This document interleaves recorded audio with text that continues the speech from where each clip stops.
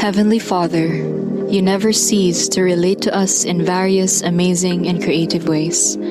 Through the wonders of technology, though not face-to-face, you allow our ideas to be shared with ease despite physical distance. You bring us closer to each other in an instance, and even to strangers. You help us build new friendships as your virtual messengers.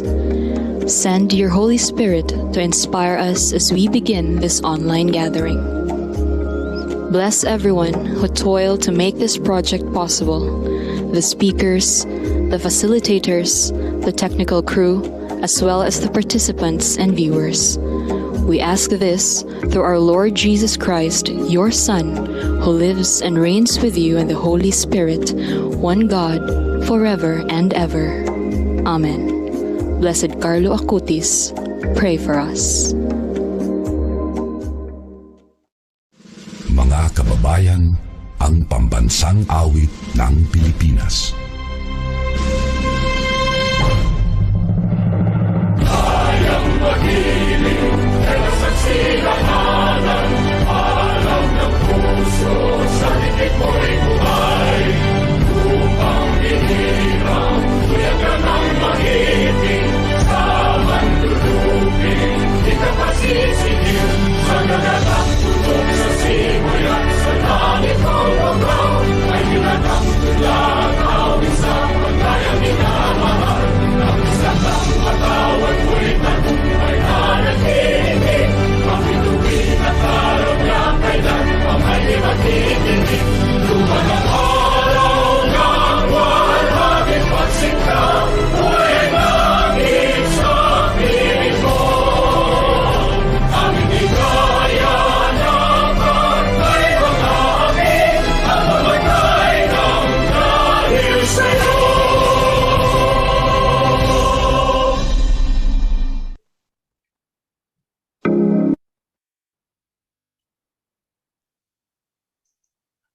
Hello, everyone, and welcome to this FSU Political Science and Economic Society webinar. I am 𝗘𝘁𝘁𝗥𝗀𝗀𝗀, currently the FSU Supreme Student Government Vice President, but also a very proud member of the society. And I, 𝗘𝘁𝘁𝗀𝗀𝗀, also a very proud member of the FSU Political Science and Economics Society. Right now, we will be your mediators of the day, in commemoration of the most prominent nonviolent resistance in Philippine history, which commonly known as EDSA People Power Revolution. We bring you the People's Power Then and Now, an online educational webinar about how people power then is still much better than now. This webinar aims to commemorate the anniversary of the EDSA People Power Revolution and celebrate those who fought relentlessly for our democracy. It also aims to strengthen historical awareness and remember the significance of the EDSA Revolution and our country's democracy, and allow the audience to understand the lessons of the revolution, especially during these turbulent times of socio-political crisis. All of these are in line with the society's goals to provide crucial and relevant information to audiences, wherever they may be in the country, and raise awareness about their cause intended to both educate and inspire others. But before we proceed to our proper program, let me introduce to you the one and only Congressman Lawrence H. Fortun, the current first representative of Agusan del Norte and also a Political Science and Economic Society alumnus. He will be delivering his opening message for today's live webinar.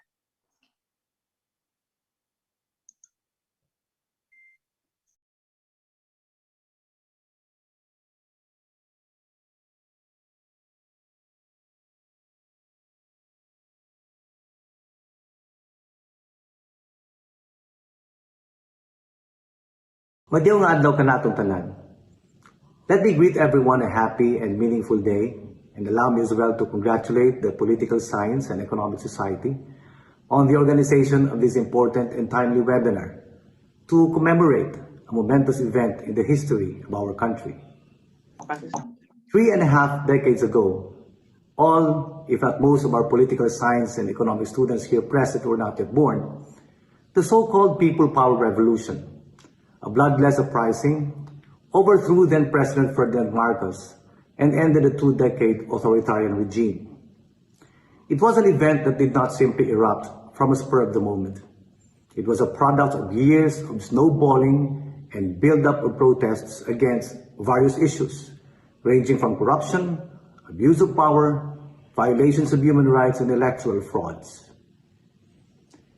The EDSA uprising presented new hopes for the Filipino nation, hopes for genuine reforms in government that would propel inclusive development that would result in the empowerment of the poor, the marginalized, and the vulnerable.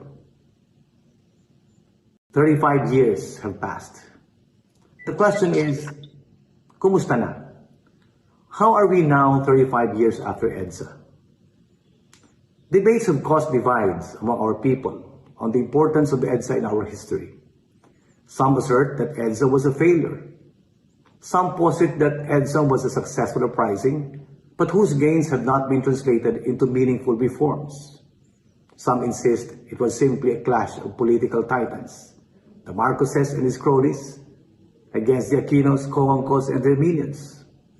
Some paint it as a brawl of politicos from different political colors. All of these varying contentions come from different perspectives. But sadly, most are not anchored on correct comprehension of history. So, what really was EDSA? What is its importance in our history? Should the same be forgotten and left to fade into oblivion? Or should it be remembered and understood as an important lesson in history? Let me share with you a post I made on my wall on Facebook some 4 years ago.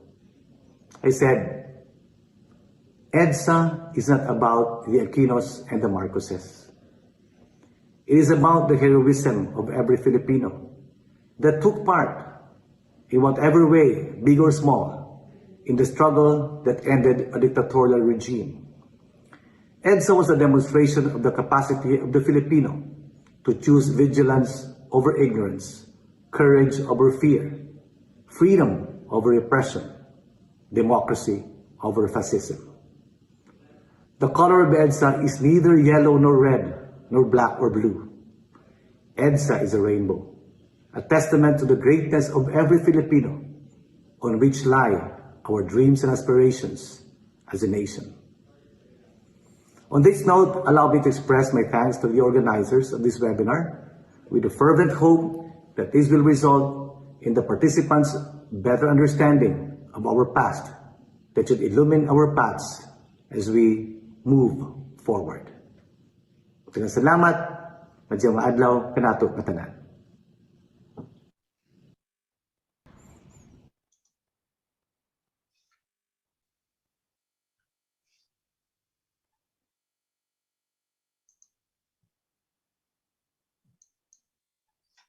And thank you so much for your insightful message, Congressman Lawrence Fortun. And for that, we can now formally commence this webinar on the people's power then and now. For today, we are very honored to have a prominent political figurehead and student organizers to share not just their knowledge, but also their insights and experiences with us. After the respective presentations, they will also be answering some of your questions during the question and answer open forum. Yes, and for the attendees on the Zoom call and Facebook live stream, we will be using the Slido platform for your questions for the speakers. Please see the chat box later for those in the Zoom chat, and for those watching via Facebook live stream, we can communicate through the Facebook comments. Well, you are to state your name and organization when sending questions via Slido. But if you don't want to recognize your name, you can also remain anonymous when asking. The hosts are in charge of relaying your questions to the speakers, as well as recognizing your name and organization if you stated it. Now, to start with, allow us to introduce our first speaker. She's Chair Emeritus of Akbayan Citizens Action Party, party list representative of the same party, and also former chairperson of the Human Rights Commission of the Philippines. She is an activist, an educator, and martial law survivor that lived through what now came to be the EDSA Revolution. Ladies and gentlemen, let us all welcome Our first speaker, Ma'am Etta Rosales.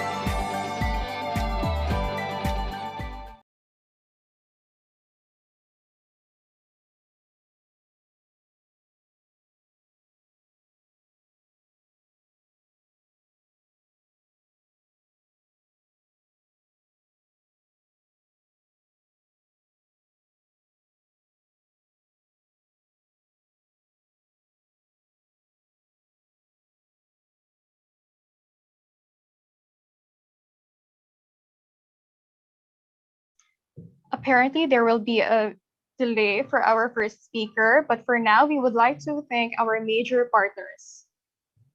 FSU Social Sciences Division, Akbayan Youth Fortun, National Union of Students of the Philippines, Davao Chapter, Orient Debate Society, Philippine Institute of Civil Engineers, FSU Student Chapter, to our minor partners, FSU Psychology and Human Services Society, FSU's Arts and Sciences Programs of Beam Student Government, Philippine Institute of Industrial Engineers, FSU Student Chapter, FSU Communicators Guild, FSU English Language Society. And to our media partner, College of Editors Guild of the Philippines, Southern Mindanao region. And to our publicly partner, Philippine Student Nurses Association, FSU chapter.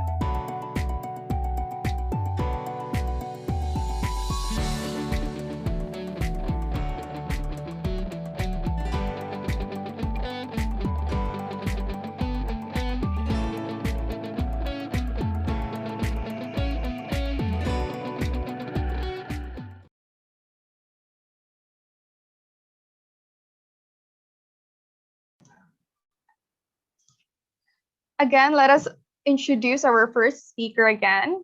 She is Chair Emeritus of Aquinnah Citizens Action Party, party list representative of the same party, and also former Chairperson of the Human Rights Commission of the Philippines. She is an activist, an educator, and martial law survivor that lived through what now came to be the EDSA Revolution. Ladies and gentlemen, let us all welcome our first speaker, Ma'am Etta Rosales. Hello. Good Hello, Ma'am. Yeah. How are you? Good afternoon, everybody. Was I a bit late? Because we were doing one. Okay. Actually, I think the way that it's what's going to happen is that Justin is going to provide you with an outline, just a very brief outline of the talk that I will deliver. And the talk will be basically divided into just 4 topics on martial law. We'll go into the essentials. They will be 1. The first one will have to be a context. I always provide a context which is economic, social, political, psychological context before the martial law period. So it gives us an idea of how, martial law was, how it developed, and it gives you a, particularly develop the overall picture. So that's the first point, the context. And then the second point will be to go into the questions of democracy. And we will try to look into the depth of what democracy is all about. We will try to actually debate certain myths that have been prevalent all throughout, that have prevailed and have dominated all throughout. So we will have to try to demystify a lot of untruths that became prevalent during this particular period. And this is even before martial law until we go into martial law. So the mystification continues. And so we now go into the martial law period. And this is where, we look into the struggles. And within the martial law period, I would like to underscore something that's very important for all of us Filipinos. And that is the fact that, martial law is, the EDSA or the People Power Uprising was something that did not happen within 4 days. It's not a 4-day thing, as the way it has been pictured in so many articles, but this is a period of long historical struggle. And this long historical struggle has been, in fact, reflected in the way that people at the grassroots, fisher folk, the Maralita, the nomads, the indigenous peoples up in the north, like Makliing Dulag, and so on and so forth, church people, everybody came together and through the years converged in continuing struggle. And along the way, some of us fell off the road, some of us were arrested, a lot of us were arrested, a lot of us were in fact killed, a lot of us were tortured, and a lot of us just disappeared. But the struggle continued. So that is the important lesson that we will be discussing. And then the last point, of course, is ways ahead. What are we going to do next? Okay? Oh, there it is now. Marcos dictatorship and people power uprising. So do I start now? Okay, students. Mga kasama, first of all, I would like to express my appreciation to the Father Saturnino Urios University for having invited me to become part and parcel of this thing. First, I would like to say thank you for inviting me. And I Googled Father Saturnino. Who was Father Saturnino Urios? So he belonged to the 18th, 19th century as a Jesuit, and he spent all his time as a missionary, educating the people and telling them all about the values, the Christian values of what is right as against what is wrong, what is true as against what is false, what is just against what is unjust. And so precisely guided by this, and I'm sure this is in the charter of the Father Saturnino Urios University, or the FSSU school to which you belong and where I am invited. I think that the values that your school advocates for the development of your faculty and your students will agree with the values, political, social, cultural values that we will be discussing today. Okay? So that for the introduction and for thanking you. Now let's go to the context before the declaration of martial rule, pre-colonial and colonial Philippines. I discussed it from the First Republic, Second Republic, Third Republic, then the post-war independence from the United States and the Democratic Alliance. So first, pre-colonial and colonial Philippines. Pre-colonial. Students and faculty and whoever is watching and listening to us. I think as a lecturer, I am a guest lecturer, by the way, in the College, de La Salle College of St. Benil. It is a Christian school like the FSSU. And as a guest lecturer, I teach migration studies and also Philippine governance and development, and likewise, polyeco.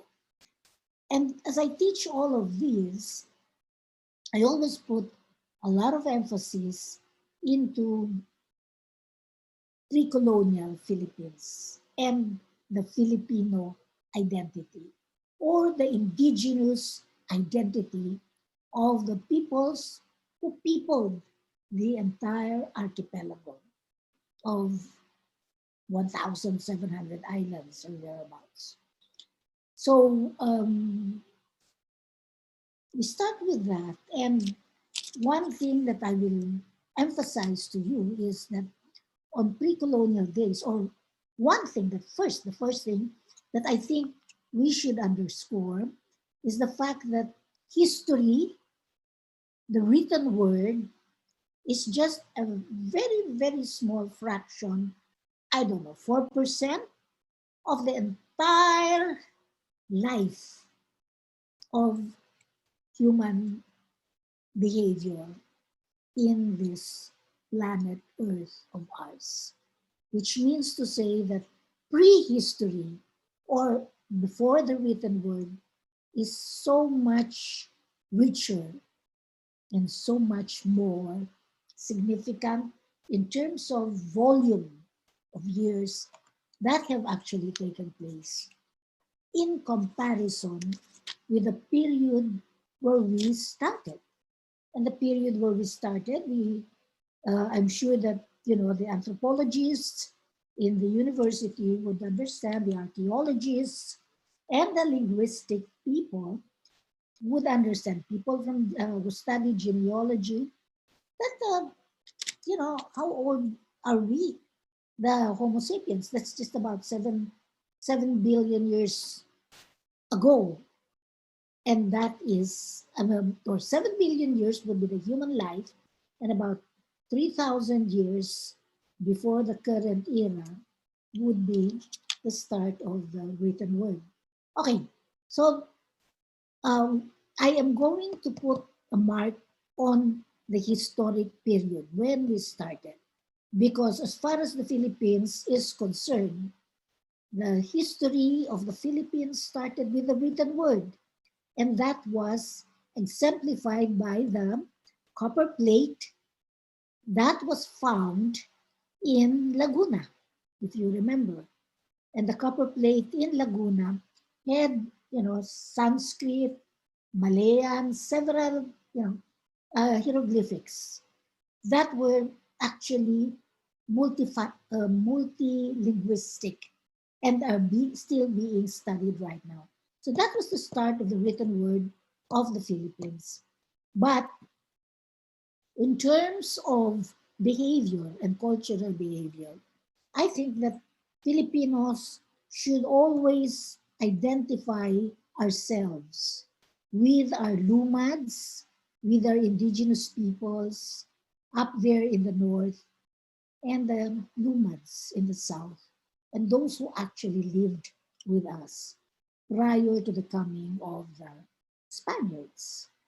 Because it was during that time, 3000 BC, during the Neolithic Age, which was the advanced stage of the Stone Age, where settlements started taking place and agriculture started taking place, where the Filipino indigenous peoples were able to project ourselves globally in the global map as among the most advanced cultures that were able to sustain rice culture for over 1,000 years. This was in the Neolithic Age, and this was reflected in the Cordillera rice culture of the Muyong Payo forestry management system. So I'm not going to go deeper into that, but suffice it to say that, my dear, kasama, mga kaibigan, mga Filipino kababayan, ang Pinoy hindi nagsimula kay Magellan. Ang Pinoy, ang ay nagsimula doon sa kaalaman natin, knowledge natin nakatutubo sa panahon pa ng Neolithic Age, where we already had the rice terraces of the Cordillera culture. We already had something similar to the Muyong Payo forestry management up in the north, the watersheds that were protected. Why were we able to sustain agriculture for over 1,000 years? It was precisely because, well, the faith was that the indigenous peoples revered the mountains, the rivers, the sky for, the lack of science, but that kind of reverence and that kind of sacredness that they gave to nature made them protect the environment. And it was advantageous for them because their protection of the environment made them learn more about the environment and how to use the resources of the environment in order to be able to sustain a rice culture that lasted for over 1,000 years. The flora and the fauna, the rice fields, and the watersheds, and so on and so forth. So I won't go deeper into that, but suffice it to say that when you talk about the Filipino identity and we talk about the Filipino culture, we should be proud of our indigenous peoples way back. 𝗘𝘁𝘁 during the time of Marcos fought for that, and 𝗘𝘁𝘁𝘁 symbolizes that when he fought against the Chico River Dam, but he was gunned down by the military. He was a hero. So I go to Marcos and I remember how Marcos treated a hero like 𝗘𝘁𝘁𝘁. Okay, so that's pre-colonial. And outside of that, the Moro people. Let me just say this. It is so important for us to talk about the Moro people now because we have the Bangsa Moro, the barn governance that is now taking place. That is so important for the people. Well, you are from Mindanao, Agusan, Butuan City in Agusan del Norte. So you would appreciate the Moro people, the Bangsa Moro governance, and we should respect and recognize that. But not only that, but we should know their history. And their history is such whereby even before the Katipuneros would shout revolution against the Spaniards, even before the Filipino revolutionaries would fight against the Americans, the Moro people had stood their ground never to allow, a foreign intruder to enter their shores. And the Sulu Sultanate even started as early as the 15th century. Of course, they were not together. They were not united. Hiwa-hiwalay sila eh. Iba si Maguindanao, iba si Sulu, iba si Maranao, iba't iba sila. Pero meron silang mga kaugalian na hindi nila pinayagan ang mga dayuhan na pumasok sa kanilang backyard. So, ano ang aral na makukuha natin dito? This is very important. Kasi ano yung aral na makukuha natin? Para sa akin, in political science, students and teachers of political science, we discuss external sovereignty as part of our foreign policy, and we discuss internal sovereignty as part of our policies of the interior. What the DILG, for instance, protects, the internal sovereignty, the national policy of internal sovereignty, and internal and external sovereignty are somehow related to each other. So that's poli-sci discussions, and we're all familiar with that. But even without recognizing this was already put into practice. I would say the dignity of the indigenous peoples in the way they knew how to protect the environment, in the way they knew how to relate to nature and the people around them through their communal, barangganic societies. May mga classes na sila at that time, hindi naman totally communal. They were datus, mostly, and they had pacts, and every time they would have problems, they'd solve it on themselves or their own. But the internal sovereignty was reflected in how they practice this. That is democracy. Those are the roots of democracy. Rustic as they may be, simple as they may be, but those were already the initial steps of democracy, and that has to be recognized and respected.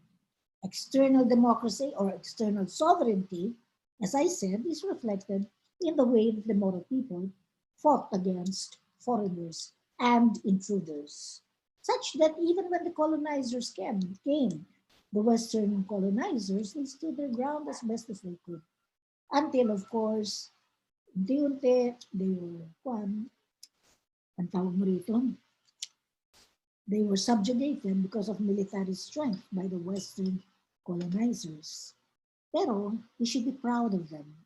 We should recognize them, and we should learn all about the integrity of the values of love of country, of love of territory, of honesty amongst the fellow men. Okay, that takes care of that. Let's now go to the First Republic, Second Republic, and Third Republic.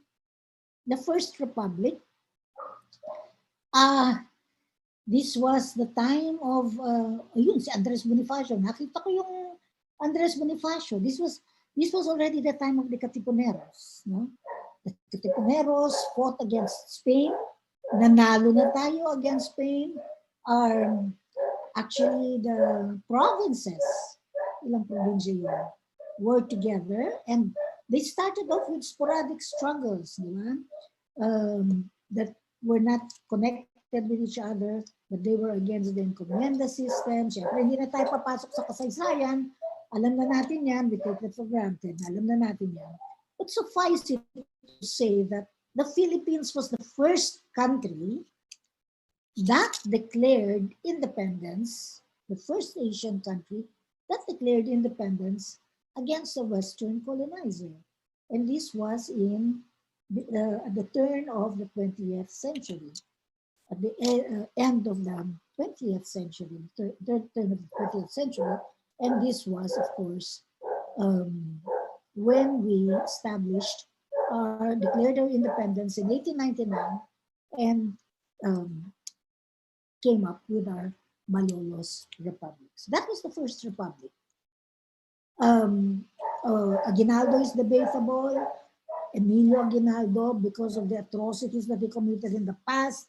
And I'd say atrocities because Aguinaldo committed a lot of questionable, especially against Andres Bonifacio, who was, for all intents and purposes, an intellectual, a scholar, a working man, and a patriot. First and foremost, a patriot who had the courage to lead the Katipuneros. So that's the First Republic. Then the Second Republic. What was the Second Republic all about? The Americans took over, and when the Americans took over, this, my dear students, and my dear mga kasama, fellow Filipinos, we have declared independence. And para sa akin, si Apolinario Mabini is very significant.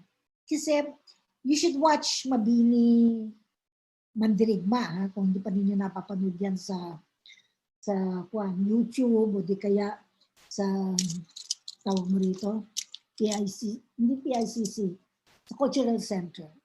Panoorin ninyo siya, yung hininyo kay Professor Nick Johnson. Napakagandang drama nito. Kasi dito pinakita kung paano si Mabini bilang intellectual and revolutionary leader, as the guide of Aguinaldo, he was the intellect, he provided guidance to the Philippine Revolution. At siya lang ang may foresight and knowledge and understanding of what U.S. imperialism was all about. At siya lang ang kumilala. As a matter of fact, napakahalaga nung sinabi niya na pinag-aralan niya ang American Revolution way back in 1776, ang French Revolution way back in 1789, ang collaboration nito by Lafayette. Lafayette himself went to the American Revolution to fight the American Revolution against the British, and then went back to France to fight against Louis XVI ba yun? For the French Revolution. So Lafayette is the hero of two nations, two revolutions. No? So napakaganda niyan. And Apolinario Mabini knew all about this. That is why in the Declaration of Independence of the United States, of the American people, andun yung right to revolution. When you are faced with tyrannical rule and despotic rule, you have the right to revolution. So when Mabini had a chance to talk to the Americans during negotiations, because they were trying to get him to acquiesce and to submit to American rule and to recognize American rule, he said very plainly, why are you doing this to us? Did you not fight the American Revolution against the British? Did you not fight the British colonizers because you wanted independence for the American people? And you said that you had the right to revolution? And here you are coming to the Philippines. We trusted you. I trusted you. I expected you to recognize that we too want independence. But why are you imposing yourself on us? Hindi naman makasagot yung mga Amerikano.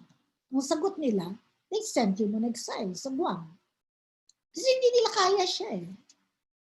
But that was the meaning of American colonial rule. No? So there again, yung sinabi ko sa inyo na from the very beginning, we should always be aware of myths and the importance of demystifying myths that have been taught us across the ages to give us a misrepresentation of education and truth. So that is the first thing. When the Americans came, in so many books, they came to help the educational system. The Spaniards came to spread Christianity among the savages. Bakit? Savages ba yung mga Cordillera people who were able to, who knew what sustainable agriculture was? Savages ba? Salbahe ba yung mga katutubo natin? So yun yung mga myths na dapat natin itakwil at isaayos upang sa ganon makuha natin kung sino nga ba tayo and how we can be proud of ourselves and our own culture. I won't go into the history of American colonial rule. Siyempre, alam na natin yan. Ano? But suffice it to say that when the Japanese came, Second World War na yan. No? Fast forward na tayo. Pasok na tayo sa Second World War. They went through the Depression in the 1930s and so the Second World War. Nung pumasok sa Second World War, the Japanese came around. No? They became part of the Axis powers. Although nung First World War, kakampi ng mga Hapon, itong mga Allied powers, kakampi. Kaya nga yung mga Japanese narito sila sa Pilipinas, they were so clever. Yung mga Hapon, they came to the Philippines way before World War II. And then they integrated themselves with the Filipinos. Pinag-aralan nila yung ating mga mina. Galing nila eh. So when World War II came, narito na sila. Di ba? Parang ginagawa ng mga Chinese ngayon sa atin. I mean, Chinese from the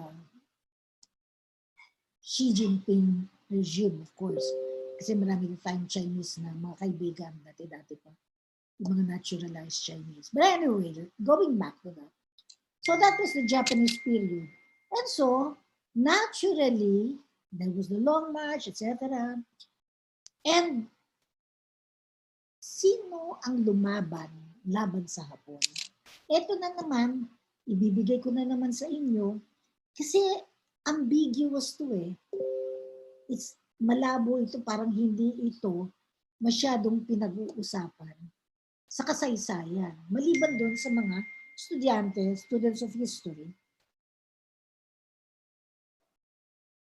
Justin, meron ka bang sinasabi? Bakit? O sige. Anyway, going back to that, So maraming nangyayari at that time, and nagkaroon tayo ng long march, ang daming namatay ng mga Filipino, guerrillas, in the guerrilla movement, kasama nila yung mga Amerikano dun sa tinatawag na United USAFI. So USAFI, United States Security, USAFI, Affairs in the Far East. So United Command of the Military in the Far East, in Northern Luzon, USAFI-ML forces organized yung mga guerrillas. And they were the ones that went into the long march. Maraming namatay sa kanila. Pero sino ang nagpatuloy sa laban sa Hapon? Ang mga guerrilleros, ang mga Hukbalhap movement. Kaya yung Hukbalhap, hukbo laban sa Hapon. Hukbalhap. Kilusan ng Hukbalhap. Ito, sino-sino sila? Ito yung mga pesante. Magsasaka natin. Lalong-lalo na sa Central Luzon. Ang tapang-tapang nila sa Bulacan, Nueva Ecija, Pampanga, at pagkatapos umabot sa Rizal, umabot sa Laguna, at ito yung nakapag-organisa. At naorganisa nila yung mga pesante, and then pumasok yung socialist ideals. Kasi during the World War II, malakas na yung socialism. And the socialism came from the East, no? Came from Russia. China, mahina pa siya noon. Pero yung Russia, maraming pumapasok na socialist ideas. Pagkatapos, syempre sa Europe, doon naman sa Scandinavian countries, may mga socialist ideas din na pumapasok. So, kinakalaban nito yung ideolohiya ng kapitalismo. In any event, pasok yan dito sa, pumapasok na yung socialist ideas dito sa atin. But, ito yung matatag na lumaban sa Hapon. Such that, even in the intelligence files of the United States counterintelligence centers, nasa libro yan. If you will read the book of Benedict 𝗘𝘁𝗀 on the Hukbalhap Rebellion, nandun sa mga footnotes niya kung paano he was able to do very, very good research at kung paano yung mga Amerikano, yung kanilang counterintelligence files, pinakita na there were moves from the Americans that were saying sa mga guerrilla under the USAFI-ML, wag na kayong lumaban sa Hapon. Ang gawin na lamang ninyo, mag-monitor na lang kayo ng intelligence. Mag-monitor na lang kayo ng mga Hapon, nasaan sila, anong location, para malaman namin. Pero wag na kayong pumasok na lumaban pa diyan masyado. Mag-counterintelligence na lang kayo. So, sinong lumaban? E di yung mga Pilipinong pesante natin. Yung mga nasa Central Luzon, yung Hukbalhap movement. Ang lakas nila. So, this was reflected in the counterintelligence files center of the American Military Police. American Military Police Command dito sa Maynila. So, those files are well documented by 𝗘𝘁𝗀, and it's important for us to get to know it so that we know the truth that talagang ang lumaban ay yung ating mga magsasaka. Okay, pumasok na ron si Crisanto Evangelista in 1930. Si Abad Santos was a socialist, si Pedro Abad Santos, pero si Evangelista was a communist. And si Lope K. Santos, with all his beautiful literature, wrote about, the struggles of the Filipino peasants. Amado Hernandez wrote about the struggles of the workers dito naman sa mga union, sa urban centers. Kaya nagsama-sama yung mga factory unions dito sa urban centers at saka yung mga peasants doon sa kanayunan para labanan ang mga Amerikano. So Second Republic yan, si Laurel became the president. Tapos si Rojas, kasabwat din niya si Laurel sa totoo lang, si Manuel Rojas. Kasi maraming interest si Manuel Rojas. Sugar landlord siya eh. So, syempre, nakikipaglaro din siya. Tapos si Claro Emerecto, nandyan din siya. Pero hindi siya nakikipagsabuatan katulong sa mga Hapon. Kung hindi, pinagtatanggol niya ang mga Pilipino. So that became very controversial. And Amado Hernandez himself was incarcerated because of that. So all of these things happened during the Second Republic. Pero yung katotohanan, dapat may salabas. So finally, under American rule, bumalik na si Douglas MacArthur, pero bago siya bumalik, binomba-bomba muna niya ang Maynila. 500,000 people were killed by American bombs in much the same way that binomba yung binomba yung Hiroshima at Nagasaki under President Truman. To make a long story short, bilisan ko na lamang, they prepared already for the independence of the Philippines. Not grant of independence, mind you, students. Don't ever use the term that the United States granted independence because it was through long negotiations that we reasserted the restoration of independence that we had already won way back in 1899. The return of Philippine independence, which was stolen from us by the Americans when they established military rule. So let us correct history para maging matapat tayo sa ating bayan at sa ating mamamayan. No? So they improved and they made the 10-year program through the Commonwealth. I won't go into the details.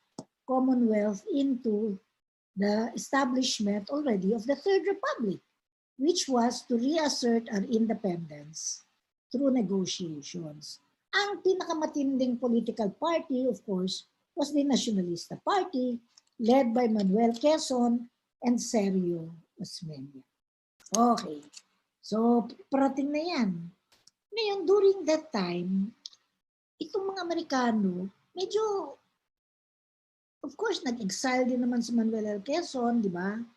Pero later on, namatay na si Quezon, Osmeña took over to be the head of the Nacionalista Party. Pero ang mas kaibigan ng mga Amerikano, si Manuel Rojas. Tapos, siya yung nililigawan nila. Kasabi nilang ganun, maganda siguro ikaw yung maging presidente. Di ba? So, gusto nila si Manuel Rojas kasi nakakausap nila eh. Mukhang si Osmeña, mas matatag siya laban sa mga nakipagsabuatan, sa collaboration. Si Osmeña, laban siya sa mga parity rights, yung mga nilalabas ng mga Amerikano na gusto nila, they still had the right to continue to exploit the natural resources of the Philippines.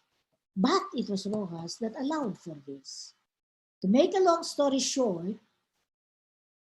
as Martin Rivera would put it in ANC, to make a long story short, umokay si Manuel Rojas na ipasok ang tawag mo rito, parity amendment sa ratified 1935 Constitution. That is violative. Paano mo ipapasok na-ratify na ng tao? Pero yung mga Amerikano, namimili. Sabi nilang ganon, para i-blackmail ang Pilipino, sabi nilang ganon, kung hindi ninyo gagawin yan,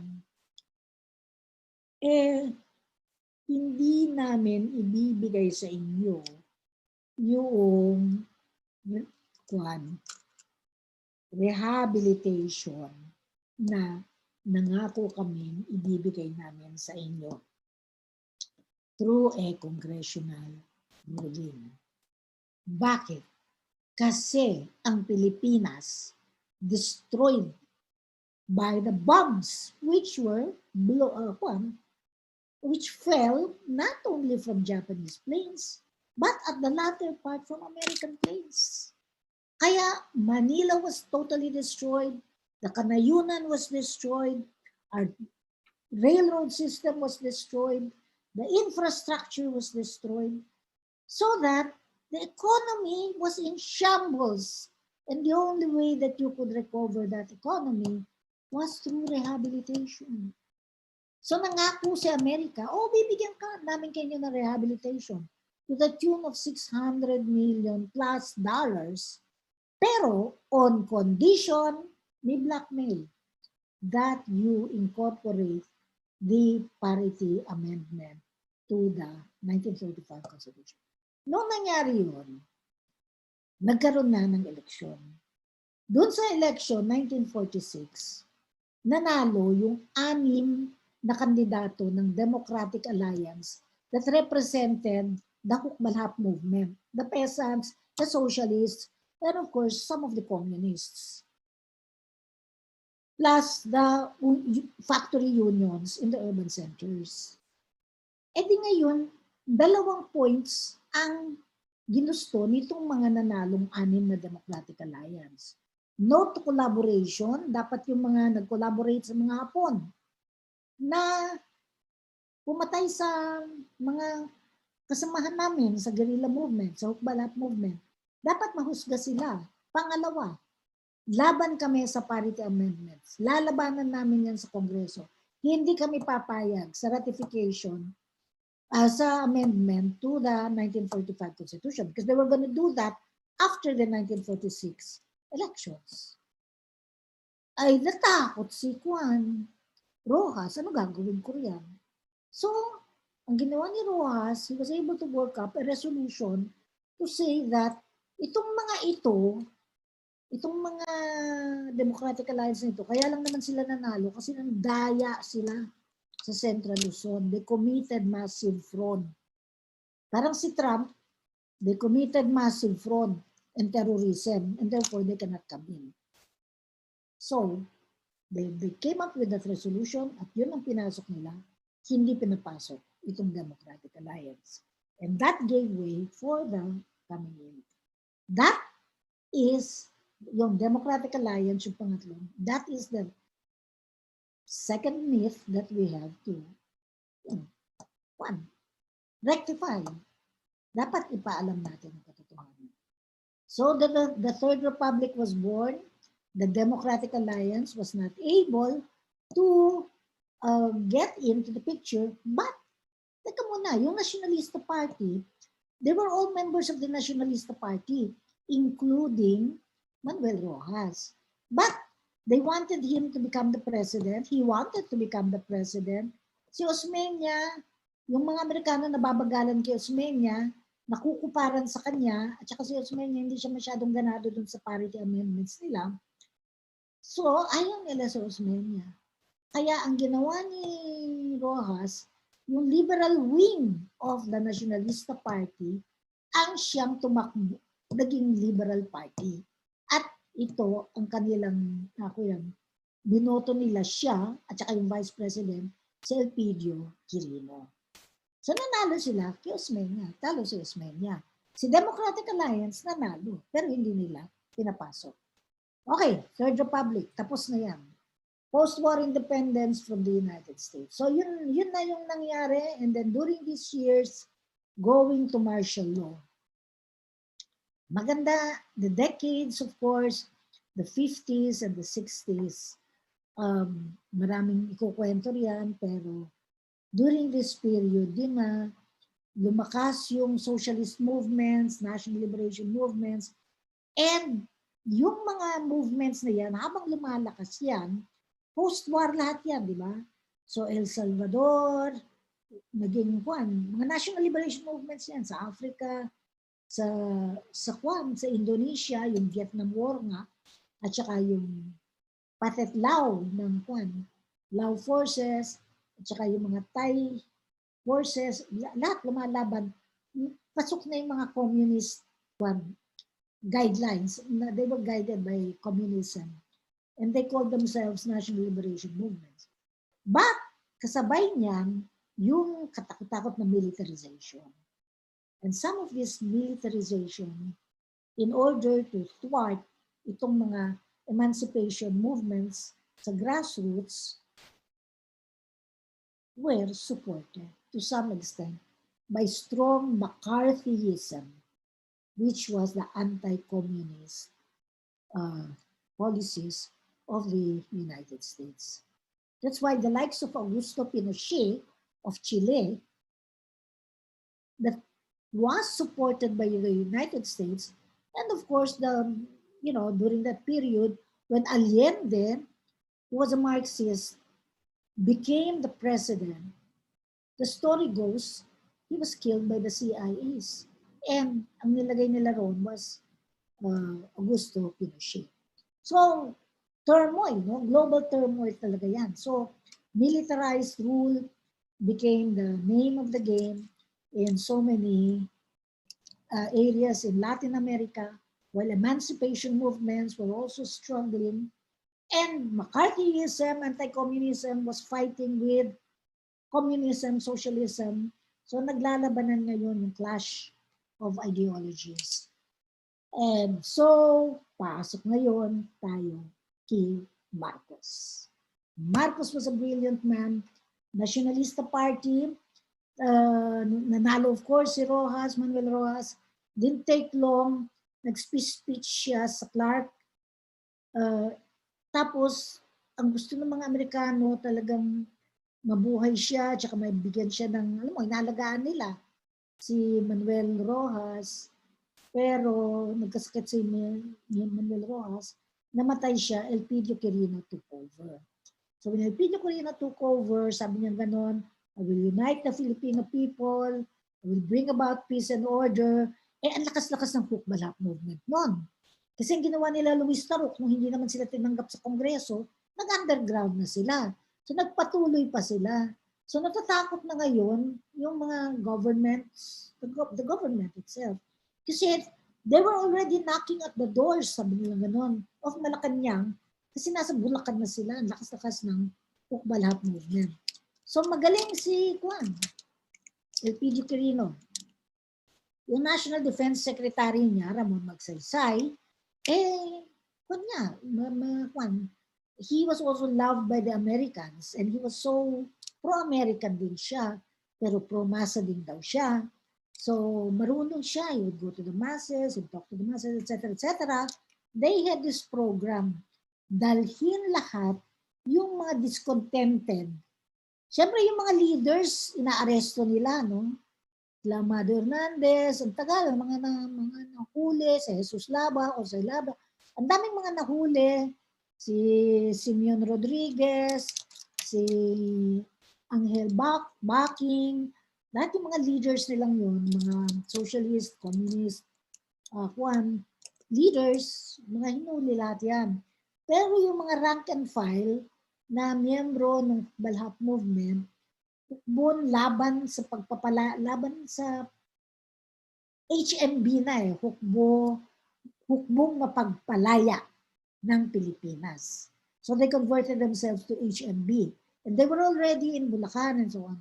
So ang ginawa, dinala sila sa Mindanao. At sabing ganun, pagpunta nyo sa Mindanao, malawak ang lupain ng Mindanao, hindi na ninyo kailangan mag-struggle for lupa. Kasi the lupa will be offered to you. Marami kayong homesteads na itatayo natin para sa inyo. So yun yung ginawa nila. And true enough, hindi nala sila roon. Ang lawak-lawak nga naman ng Mindanao. So ang daming lupain doon.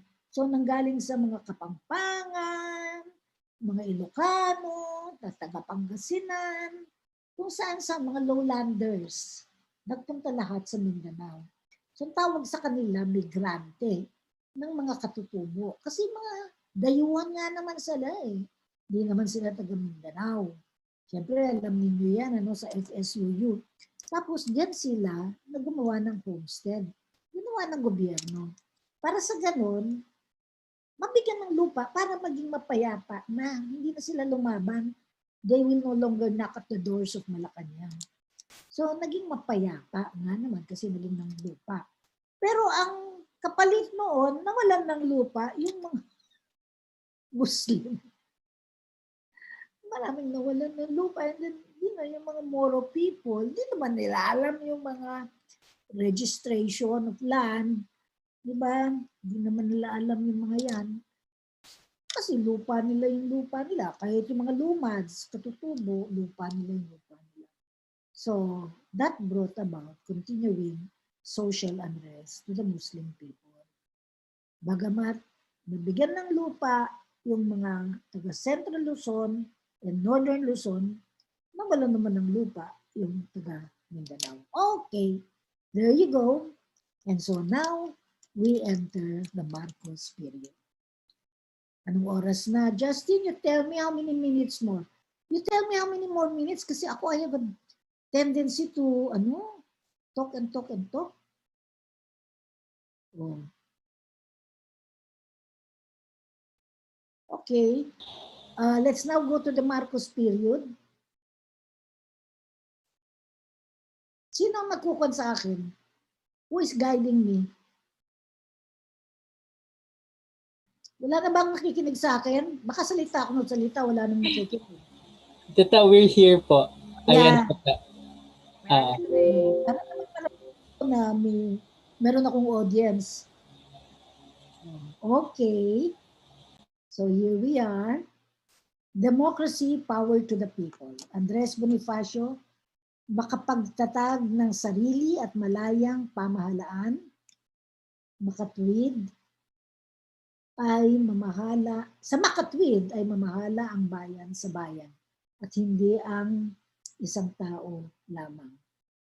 Abraham Lincoln, government of the people, by the people, and for the people. Students, friends, can we go a bit deeper into this? These are very interesting points by our national hero, Andres Bonifacio. Ay, Jose Rizal nga pala yung kinukonsider na national hero. Pero national hero din si Andres Bonifacio and Abraham Lincoln. No? Alisin ko yung sarili ko para makita ko. Ayun. At malayang pamahalaan na sa makatwid ay mamamahala ang bayan sa bayan at hindi ang isa o dalawang tao lamang. Sa makatwid, ang pinag-uusapan ni Andres Bonifacio ay ang demokrasya. Kapangyarihan sa mamamayan. In fact, ang ibig naman sabihin ng demokrasya is paano ko nang palakihin ang sarili ko? Ayun ako. Ang ibig naman sabihin ng demokrasya, demo, ibig sabihin mamamayan, and kratin comes from the Greek word which means rule of the people. So Abraham Lincoln now talks about government of the people, by the people, and for the people. We've heard this a million times, no, students? Pero, paano nating isasama itong sinasabi ni Andres Bonifacio at saka ni Abraham Lincoln? Parehong sinasabi nila, hindi iilan lang ang dapat mamahala sa pamahalaan kung hindi ang bayan sa bayan. Okay. Kay Abraham Lincoln, medyo kinatin niya, brinate down niya. Kung sinabi niyang government of the people,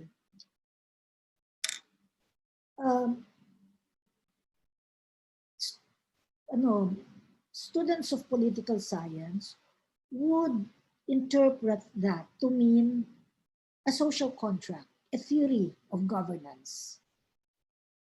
A theory of governance by the people, of the people. No? Gagawa sila ng social contract nila kung paano sila dapat mamahala. At sabi nga ni Andres Bonifacio, ang pamamahala ay ang mamamayan sa buo, sa mamamayan. So government of the people is a social contract na pinagkakasunduan ng lahat. So syempre, yung social contract na yan, titingnan natin na isang saligang batas. Yung constitution na sinasabi nga natin, na hindi dapat binababoy yung constitution. So, yun yung ibig sabihin ng social contract na yun. Then, it's dapat pinagkasunduan ng lahat. Dapat it is ratified by the people. So, para ma-ratify yan, ine-educate mo yung taong bayan tungkol sa social contract na yan. Hindi naman pwedeng papatuloy ang isang social contract tapos ipeplebisito mo lang na hindi naman naiintindihan ng tao. Kaya ang mahalaga dapat iniintindi ng tao yan. Pinupuntahan ng tao at iniintindi. So, education is of utmost interest. Is an imperative kung ano ang saligang batas. At ang pagpapaliwanag dito ay sa lengguwahe na nauunawaan ng lahat. Maging katutubo, maging mangingisda, maging tao ng simbahan, maging teacher, maging estudyante, manggagawa o magbubukid o maralita. Okay, so ando na yung social contract mo. Pag sinabi niyang by the people, ibig sabihin,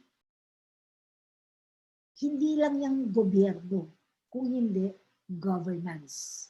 There's a world of difference between government. Pag sinabi mong government, institution ang pinag-uusapan mo yan. Pero pag sinabi mong governance, proseso yan. Yan yung proseso ng pagpapatakbo ng pamahalaan. So yung pamamahala na yan, bayan sa bayan, ay dapat mamamayan ang nagpapatakbo ng pamahalaan. Ngayon, paano ba yan? Pwedeng tuwiran, pwedeng sa pamamagitan ng kinatawan. Direct democracy or representative governance. Kung representative governance, you have your legislature, diba? Iboboto mo sa Kongreso, bicameral ba yan o unicameral. Kung naman, direct democracy, yung katulad ng ginagawa nila sa Switzerland, sila mismo, mag-plebisito na sila kaagad. At tapos ano yung recommendations nila, kung ano yung pagbabago na gugustuhin nila. So, depende sa tao kung ano yung kanilang naisip sa saligang batas nila. Okay, so, yun ang mahalagang usapin. And unfortunately, across the years, even before, during the period of martial law, even before the period of martial law, di ba? Napaka-elitista nung nilagay sa gobyerno. At kung gugustuhin nila, papayagan nila ikaw. Pero kailangan masunurin ka. Kailangan okay ka sa parity amendment. Kasi yung pala may Uncle Sam pa ron. Hindi lang pala tayo yung So, may mga ganyang klaseng usapin na kinakailangan usapin. So, by the people and for the people. Naturalmente, for the people. Para sa taong bayan. Para sa paglilingkod. Students of political science say that ang pagkukulang lagi, maglalagay ka ng of the people, pero yung by the people, ang hindi nangyayari. Tapos yung for the people, abay lahat yan. Everybody will be for the people. Even the rogue governments, despotic governments, are always for democracy.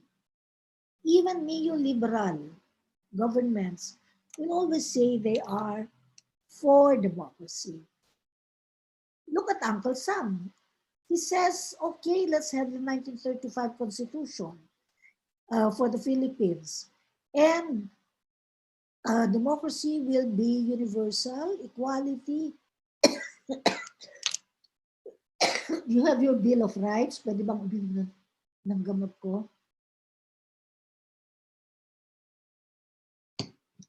You have your Bill of Rights and so on and so forth. But then,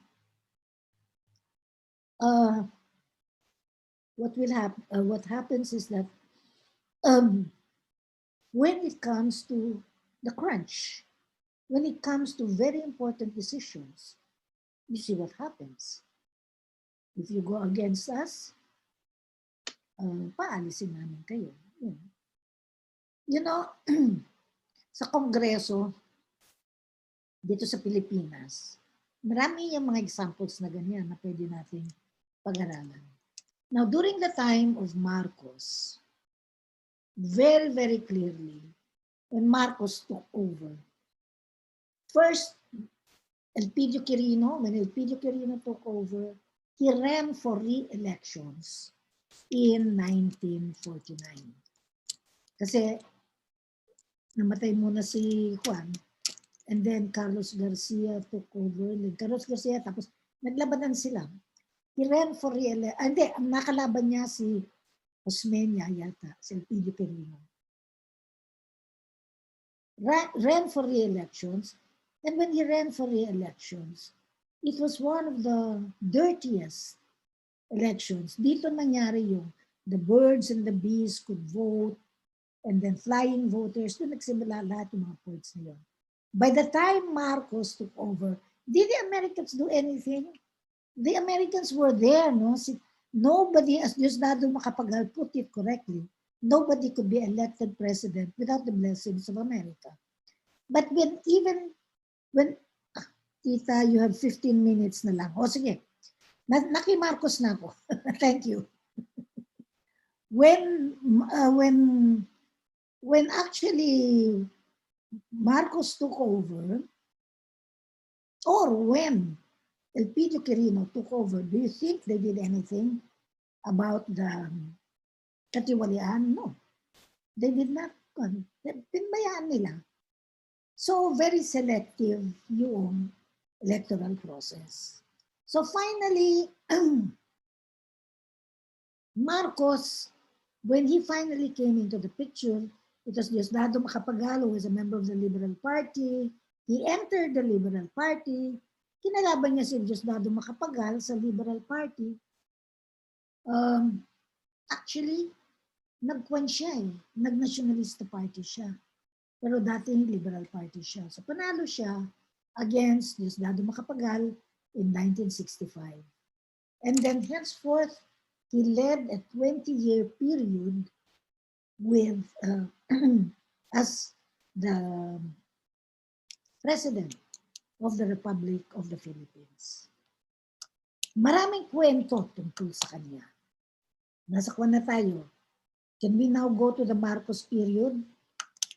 Meron ba tayong kwan, the Marcos period? O democracy, power to the people na lang? Wala na bang kwan ito? During the Marcos period, Marcos was preparing himself. Meron yung Sagittarius plan na pinaplano niya, yung Oplan Sagittarius. At naniniwala siya na sabi niyang ganon, ang Pilipinas, hindi mo mapapaunlad yan unless you have a stronger authoritarian rule. In stronger authoritarian rule, naniniwala siya na kailangan iron fist dahil sa maraming pasaway yan at hindi mo makokontrol yan. So he talked about authoritarian rule under the Marcos under the Marcos government. And what he did was to prepare the Constitution. If there is anything that we should recognize with Marcos, unlike subsequent rulers, Marcos was a stickler for rules and legalisms. Everything that he did had to have a legal basis. It didn't have to be just, it didn't have to be true, it didn't have to be respectful of human rights, but it was legal. So if you ruled by decree and you put in the Constitution that you can rule by decree, then that's okay. So that's what he did with the Constitution. First, there was in 1971, they were already thinking of coming up with constitutional change from the 1935 Constitution. O sige, kailangan ng pagbabago sa saligang batas. So then, ang para sa kanya, yung pinakamahalagang pagbabago sa saligang batas is for him to be able to continue his rule. Kasi nanalo na nga siya doon sa 1965, tapos noong 1969, he had re-elections, and it was a very dirty election because, you know, it was like the election of 𝗘𝘁𝘁𝗀𝗲𝗀𝗀. Ginamit nila ang makinarya ng mga pulis para serve as mga goons. Kaya doon napanganak yung salitang goons, guns, and gold. Panahon ni Marco. Panahon ni Elpidio, even the beasts and the birds could vote. They were flying voters. Pero panahon ni Marcos, goons, guns, and gold. Yung 3 Gs. Tapos dinagdag nila, yung 4th G was government. No? So with the 4 Gs, mananalo ka sa eleksyon. Ngayon, andyan pa rin yung isang G, yung gold. Maaring medyo natimpla na nila yung goons kasi na-automate na nila ang eleksyon. Pero yung gold, yung buying of votes, napakalakas, nananatili pa rin yun. So during the period of Marcos, he put into the Constitution, I should know kasi kung na ako dyan buhay na ako dyan, I mean, I was part of it. Ginather kami. Tapos, dinala kami dun sa City Hall. Tapos sinabi, sino ang mahilig kumain ng siopaw? E di syempre lahat kami mahilig kumain ng siopaw. So tinaas namin lahat ng mga kamay namin. Pagkatapos kinuha ang retrato namin. Tapos lumabas sa periodiko. Overwhelming vote for the ratification of the 1973 Constitution as reconstituted by Mr. Marcos. I won't go into the details already, but suffice it to say that yung social contract na pinag-uusapan natin kanina, ginawa nga niyang social contract, pero tiniyak niya na pasok yung dictatorial powers niya. He could already rule by decree, at saka inayos niya sa ligang batas para pwede siyang manatili pa sa kapangyarihan. He could still run or continue with his term. And with this constitution that allowed him to continue with his term, he got the Supreme Court to say there is nothing anymore to discuss with the Constitution. There is no obstacle for the ratification of the Constitution. As far as we are concerned, it's legitimate. So, nagamit na rin niya yung Korte Suprema in order to legitimize the reconstituted constitution that allowed him to rule by decree.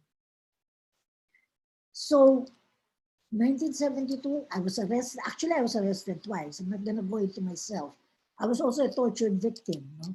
So, I have reason to say that I know that there were a lot of tortures, there were a lot of arrests, and people had to go underground already. Now, I remember that, siyempre, after 72, na-aresto ako kasi ang dami kong libro Nagpunta ako sa China kasi China naman nililigawan tayong lahat. Every night. So, ang dami kong librong binili. Mao Zedong books. Gaganda ng mga libro ni Mao So, magandang binabasa ko. And I was teaching. I was also teaching. So, tinuturo. Gustong-gusto ko yun. So, finally, when when I was going to be arrested, I mean, before I was arrested, nalaman na namin na mag-martial law na. So, merong driver na nag-apply sa akin, sa amin, tapos kinuha ng husband ko. Sabi niya ganun, sige, tatago ko yung mga libro niyo. Tago ko. O sige, tago mo. Naniwala naman yung husband ko. Yung pala, ahente siya. So, totoo nga naman, tinago niya yung libro ko. Tinago niya lahat yung mga libro ko sa Camp Crame. At ginamit nila yung mga libro ko para arestuhin ako. So, yun. Just to give you an idea of the stupidity of this whole martial law thing. So, ang daming inaresto sa amin. At merong smiling martial law, kami yon, hindi kami sinasaktan muna. Pero yung mga estudyante, nawawala. Yung mga manggagawa, nawawala. Maraming pinapatay at hindi mo na naririnig. No? So, these were the first years of martial law. Tapos, na-release din ako after a while. By 1976, inaresto na naman ako. By then, ibang usapin na yan. Yan, katakot-takot na torture na yan. Everybody had to go underground and so on and so forth. Grabe yan. But even in the darkest period of martial law, I want you to know this. Because this is what is beautiful about people and Filipinos. The Latondenias strike, I think it was in 1975. Not certain now. But there was the Latondenias strike and nandun ang mga madre, pare, para tulungan yung mga manggagawa. Nag-strike sila. At nung nag-strike sila, nabalitaan ng lahat. Ang tapang nila. Nakapag-strike sila. And that snowballed. The workers' strike movement in Metro Manila and elsewhere. That started the collective struggle of the Filipino people. 1975 yan, tandaan ninyo. Hindi yan EDSA 1986, which was more than 10 years or 11 years after. As early as 1975, the workers struck. Pagkatapos nun, sabi ni Marcos, o sige, we will have batasan elections, etc., etc. No? Pero by then, nakulong na nila. By then kasi, nung mga 1972 pala, kinulong na nila si Ninoy Aquino, si Kapepe Diokno, lahat yung mga leaders, no, from Akbayan. Last 2 minutes pa, naku, Mariosep. O sige, anyway, sasabihin ko na lamang, kinulong nila sila. Sa batasan, nagkaroon ng noise barrage na katakot-takot dun sa noise barrage noong 1978. Hanggang ngayon, wala pa akong naririnig na noise barrage na makakatapat yung noise barrage namin. Noon mo Metro Manila, pati Metrocom nagno-noise barrage. Okay, 1978 yun.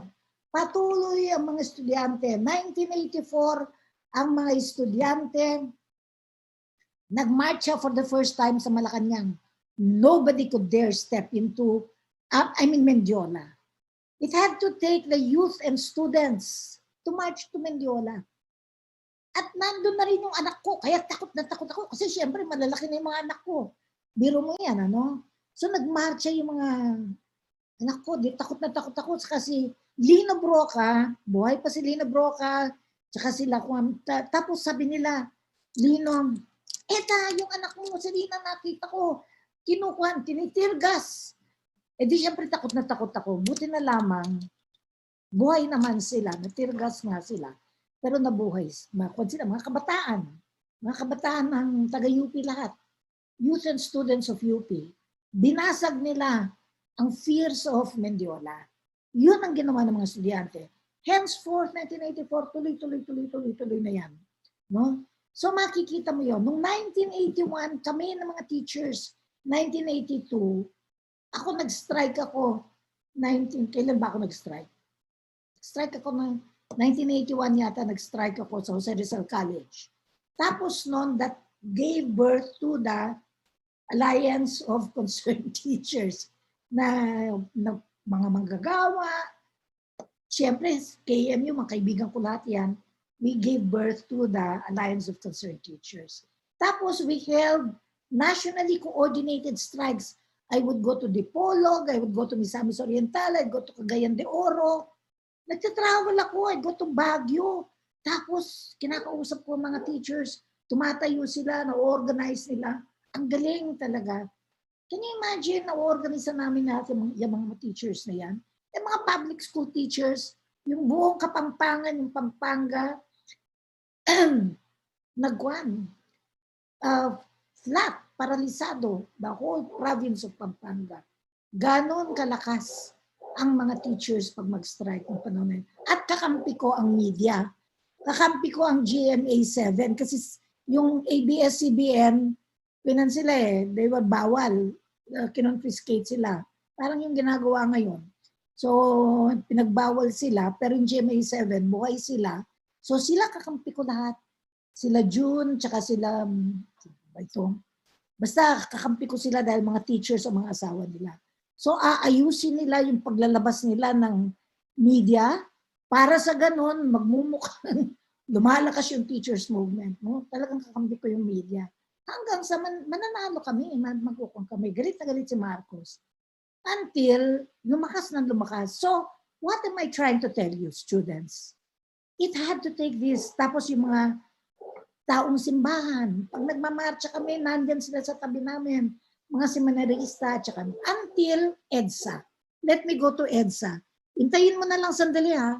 Let me go to EDSA. By the time the people power came, malakas na ang movement. Because 1983, Ninoy was assassinated. When Ninoy was assassinated, doon ko nakita yung bulwak ng taong bayan. Kasi noon, hirap na hirap kami. Sectors. Nagbamarcha kami unti-unti. Tapos takot na takot kami doon sa mga black shirts, yung nakakuan sila, na dumadaan sa amin, tinatakot kami, mga PNP. Hindi PNP ang tawag sa kanila noon. So, takot na takot kami sa kanila kasi pinagpapapatay ang mga nagmamarcha. Pero by the time of the people power, when Ninoy Aquino was assassinated, doon ko nakita, bumulwak lahat. Because people from all sectors, all income levels, multisectoral na. Kasi dati-dati sectors, organized sectors lang ang namamarcha. Pero ito ang nagbigay ng gulugod foundations. Ha? Ito. Plus yung mga pare. Naku, yung mga pare sa mga parishes, mahal na mahal ko sila. Sila yung anti-US military bases. Pagka kami natatakot na, nakukulong kami, pupunta kami sa mga parishes, tapos sinasalba kami ng mga pare, ng mga madre. Ang ganda-ganda ng pagkilos kasi nagsasama-sama. But with Ninoy, everybody came out by the millions. The rest is history. When Ninoy was assassinated, and then people power, Marcos, the United States told Marcos, nagbitak na ang military. I'm ending already. Nagkaroon na ng bitak ang militar because by then, alam na ni Fidel Ramos and Enrile had, discontent na may they had problems with Marcos and also with, lalo na with Ver. They could not get along with Ver. And so, nag-split na. And then there was the RAM. No, ito sila Gringo Nasan. And then there was Danilo, si Danny Lim. Ito yung young YOU. Young, I forget what they call themselves. But they were the young military movement. No? They were younger than sila Gringo Nasan. So all of this came around. No? Lahat sila were together. So that provided the bitak. Nahati. Tapos yung mga Amerikano, nakita na nila. Wala nang sadbay. And then the Democratic Party wanted yung kumampi na kay Cory. So hati na rin ang Estados Unidos. The White House, si Reagan, syempre kaibigan niya si Marcos, the Treasury, loyal kay Marcos, yung State Department, hati na rin. No? And then, of course, the Congress, ay, hating-hati yan. Lakas ng Democrats noon, natatalo na yung Republicans. So finally, Reagan saw that it was pointless. May bitak na eh. Naramdaman na nila. Tapos si Enrile at saka si Juan Fidel Ramos, nakikikontak na sa mga Democrats. Sila Solars, Representative Solars. So nagpadala ng si Reagan, si Laxalt, Senator Paul Laxalt, tumawag kay Marcos. At sinabi sa kanya, cut and cut cleanly. First, sabi ng ganon, you have to have snap elections. Nag-snap elections, dinaya ni Marcos, nag-walk out lahat yung mga COMELEC niya, mga volunteers, alam ko yan, nag-walk out sila at dahil dito, nagalit lahat itong mga ito. So halatang-halata na. So tumawag na si Laxalt, cut and cut cleanly, sabi niya ganon. Kailangan yung cut, bumitiw ka na. Pero yung cleanly, wag dapat dumanap ng dugo. No? So yun din ang masasabi natin with the Americans. They did not want bloodshed. And Marcos, wala na siyang magawa doon. Hati na yung mga kon. And then, lumakas na naman. So there you are. And before you knew it, the rest is history. So what are our lessons? People power uprising would not have happened without the long, continuous struggles of the grassroots movement. The workers, the farmers, the students, the teachers, the church people, and then the politicians, the nationalist politicians, and even JBL Reyes from the Supreme Court. Everybody, but everybody, coming together and converging. Those were beautiful golden years of patriotism, love of country, and courage. That is the story of the people power uprising. There is no reason why we should not allow the stories to be told and retold for the Filipinos to be proud of themselves. Because subsequently, we became, it was known all over the world. And even in Eastern Europe, I'm not saying na ginaya tayo. Huwag nating sasabihin yan. Kasi internal lagi yun. Galing din sa kanila. Because people power uprising started taking place in Europe.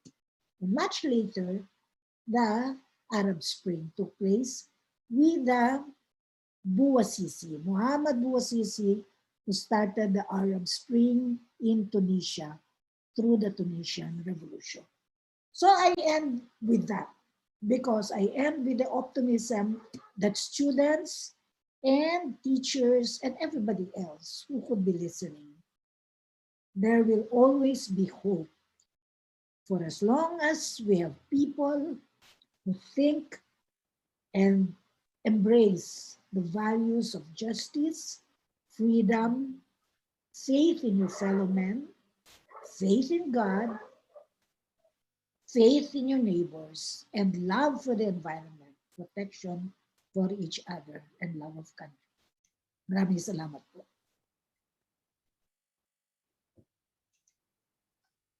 Thank you, Ma'am Ata. And yes, I agree with what you said, that resistance wasn't just a day's work. Rather, it took years and years of long struggles and oppression that finally led the people to truly manifest their power and attain the democracy they well deserved. Thank you also for emphasizing that power is indeed of the people, by the people, and for the people. Again, thank you very much for that, Ma'am Etta. I'm sure many of us not only learned a lot, but also gained firsthand knowledge from the experiences you've shared to us. Now, before we proceed to the open forum, we have two more speakers whom we've invited to share their thoughts and experiences as student organizers, as well as advocates for political reform. The first speaker we would like to call on She is a graduate of PS Biology at University of the Philippines, Visayas, and currently the National Union of Students of the Philippines National President. Let us all welcome Ms. Jandeil Roperos. Good afternoon, everyone. Thank you so much, FSU Political Science and Economics Society, for inviting me here.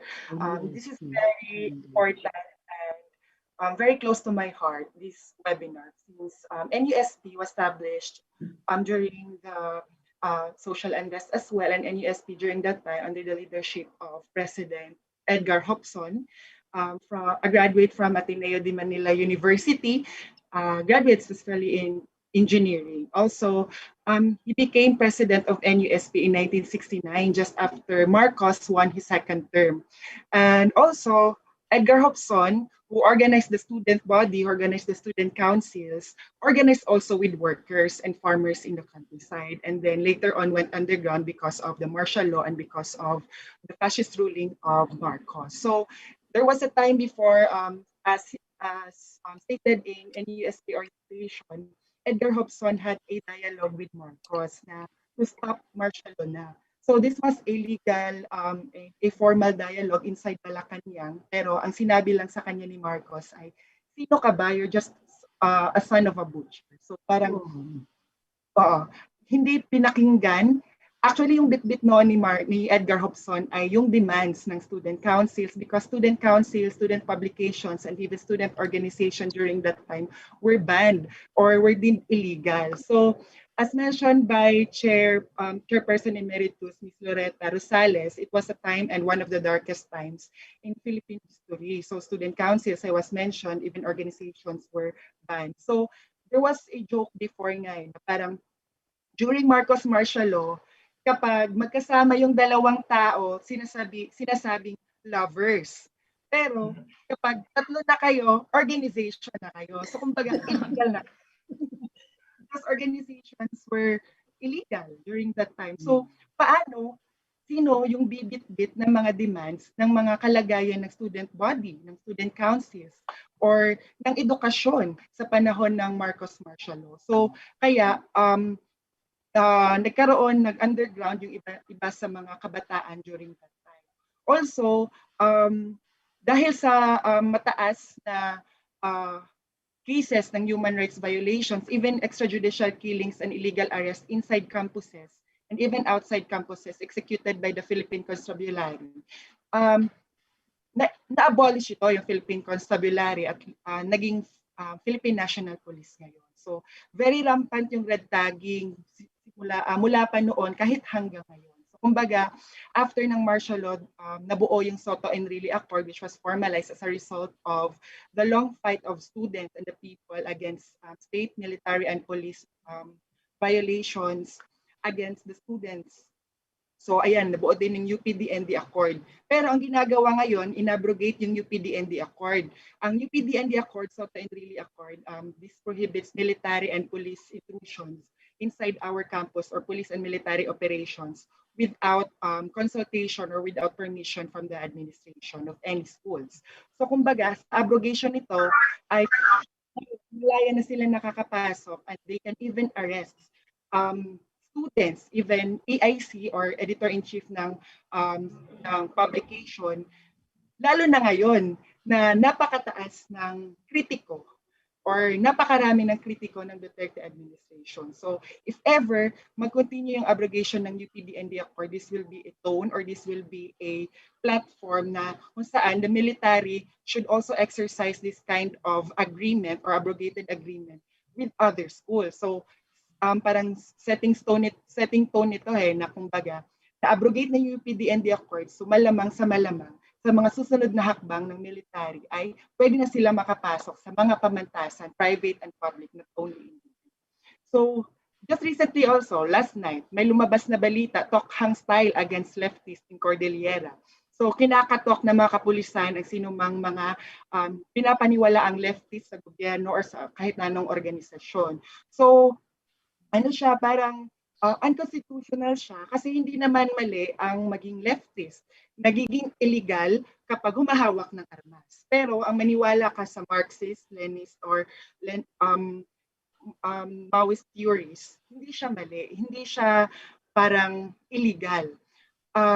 So kumbaga, yun yung kahit sa loob ng pamantasan natin, tinuturo yung mga ganitong teorya sa political science. So sa abrogation nito, sa tokhang style na ginagawa ngayon, so kumbaga our freedom, academic freedom, our freedom to express, our right to express, and to critique the government, parang sinasagka na siya ngayon ng administration. Ginagamit niya yung batas, ginagamit niya maging yung anti-terror law. So may isang parang may isang kaso din sa Barangay UP campus. Police forces went in their barangay hall and conducted a dialogue with barangay captain. So ang nangyari, they coerced the barangay captain to declare CPP-NPA as persona non grata. Kasi ito yung ginagawa nila ngayon. Declaring CPP-NPA as persona non grata in the area of responsibility, saying that the barangay captain should file a resolution declaring CPP-NPA as persona non grata. Sumagot yung barangay captain ng Barangay UP campus. Ang sabi, we cannot file a resolution without convening the barangay council. So therefore, ang sinabi na ngayon ng kapulisan, required ito. Kaya ang pwedeng gawin ay mag-file ng executive order, yung barangay captain, declaring CPP-NPA as persona non grata. So ang nangyari, nagkaroon ng perma, tinanong yung LGU kung required ba ito, ang sagot ng city government ay hindi naman required. So why is this problematic? Opposition and critics of the government, the Duterte administration, are red tagged as members of the CPP-NPA or red tagged as members of CPP. So kumbaga, kahit wala kang affiliation, kung prominent critic ka, dahil nakikita mo yung kalagayan ngayon na pinapatahimik tayo, nakikita mo yung kalagayan ngayon sa failed pandemic response, ay pwede kang i-red tag at pwedeng nakakit nito ay death threats or maging sa pagpatay mismo. So it seems familiar. Ito yung nangyari sa Marcos martial law. And these are the challenges we are facing right now. Just last year, May 2020, I was also arrested together with 3 UP students and 14 jeepney drivers. We were providing relief, we are providing food relief to people who are hungry and left behind during the pandemic or during the lockdown. So yung nangyari, parang it seems they have utilized the pandemic to restrict the movement of the people, even up to the point of extending emergency powers to the president without comprehensive plans or providing comprehensive assessments and programs against the health crisis or against the. So ito yung nangyayari ngayon sa Myanmar, sa Thailand, Hong Kong, extension of emergency powers na kung saan nagkakaroon na ng military rule, military junta, and dinirestrict na talaga yung democratic movement ng mamamayan. At ito yung nangyari din sa atin. As mentioned by Ma'am Eta, we must identify ourselves with the Lumans, Tumandok, Aitas, our indigenous people. Kasi tayo mga Pinoy tayo. But what is the Duterte administration doing right now? Under his leadership, the Department of Education closed their Lumad schools, displacing 5,000 Lumad students out of school. So they were red tagged and now they were sheltered by UP and University of San Carlos. Yung balita just recently, yung campuses na ito, yung University of San Carlos ay ni-raid. Yung Lumad teachers and elders were prisoned and charged with trumped-up cases. Yung students ay nasa hawak ngayon ng DSWD. Pero ang banggit ng University of San Carlos administration, sheltered sila. Hindi sila kinuha basta-basta sa kanilang lugar, kundi may plano na ibalik sila sa kanayunan, ibalik sila sa Mindanao after ng militarization and bombing sa kanilang areas. Kaya naman sila lumikas kasi pinasara yung paaralan nila at binobomba ang kanayunan, yung kanilang mga komunidad. Ngayon, yung pinapalabas, sila yung nagiging savior daw ng mga Lumad students. Sinishelter ngayon ng mga pamantas. So ito yung sinasabi ko na social unrest sa panahon ngayon na halos araw-araw din yung mga pagkilos sa iba't ibang parte ng bansa. Ngayon sa NCR, sa Mindiola, halos araw-araw yung mga organized movements ng iba't ibang sektor. Just recently, muntik na naman akong makulong, mahuli kasi pinagbabawalan kaming magprotesta sa Mindiola para ipanawagan yung economic rights natin ngayon na pagtaas ng bilihin sa baboy, sa mga bilihin sa palengke. So previously, during Marcos, it was the suspension of writ of habeas corpus and declaring the state under martial rule because of social unrest, disorder in the country, and it sparked right after the Plaza Miranda bombing. So an incident which I believe was staged by Marcos. Now, sa panahon ni Duterte, there is anti-terror law simply saying na this is a de facto martial law. Even intentions, the thought of opposing the government are criminalized without actual or physical execution of it. Suspension of writ of habeas corpus, wala man sa ngayon, pero ang meron ngayon, shoot to kill. Mas malala.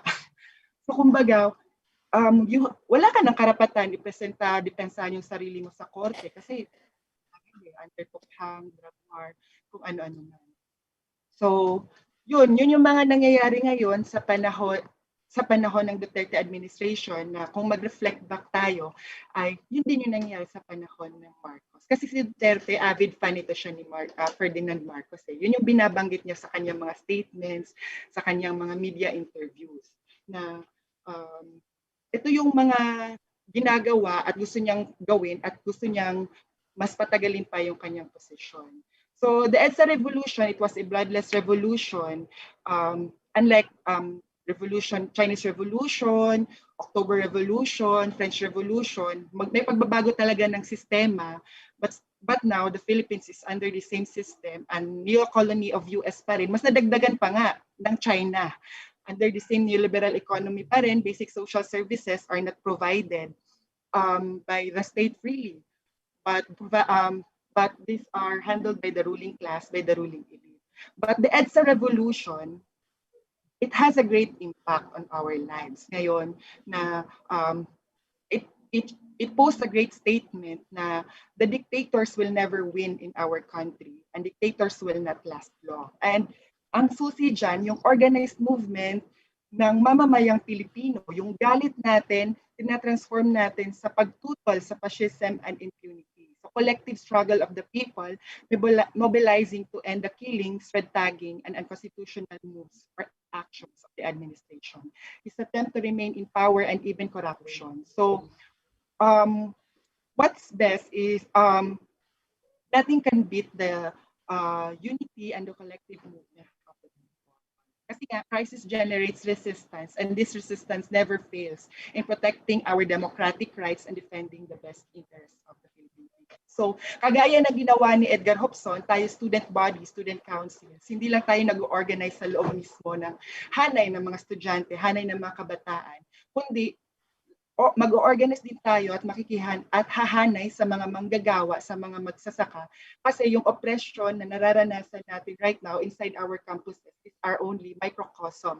So nangyayari outside our schools in a bigger society. So kumbaga, yung oppression na nararanasan natin, we are systematically oppressed by the state, by the system. At ginagawa iyon sa mga magsasaka, manggagawa. Kaya kailangan nating magkaisa at idugtong yung ating mga panawagan, idugtong yung ating mga ipinaglalaban para mas malaking tagumpay yung ating mapapanaw. Maraming salamat. Okay, thank you very much for that, Ms. Jandeil. Thank you for sharing your experiences to us and as well as raising awareness about the current issues that are happening in the country right now. Before we proceed to the questioning, we would also like to introduce the second speaker. So, the second speaker is a student leader, currently studies as AV Development Studies at Ateneo de Manila University, and was project head of Saan Aabot ang Isang Daan, and a fundraising initiative for victims of Typhoon Ulysses, based on Butuan City. Everyone, let us welcome Ms. Pam Radaza. Hello. Hi guys, are you still awake? Can you give me a thumbs up kung buhay pa kayo? Yes, thank you for that. Hello, Ms. Pam and Ms. Jandeil. We are very happy to have you here with us today as we commemorate the 35th anniversary of the EDSA Revolution. And Also, to remind us the significance of the revolution on our country's democracy.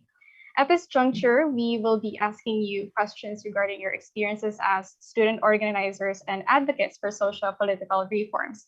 As Ms. Jandeil has already answered the first question, we would like to ask the first question to you, ma'am, to Ms.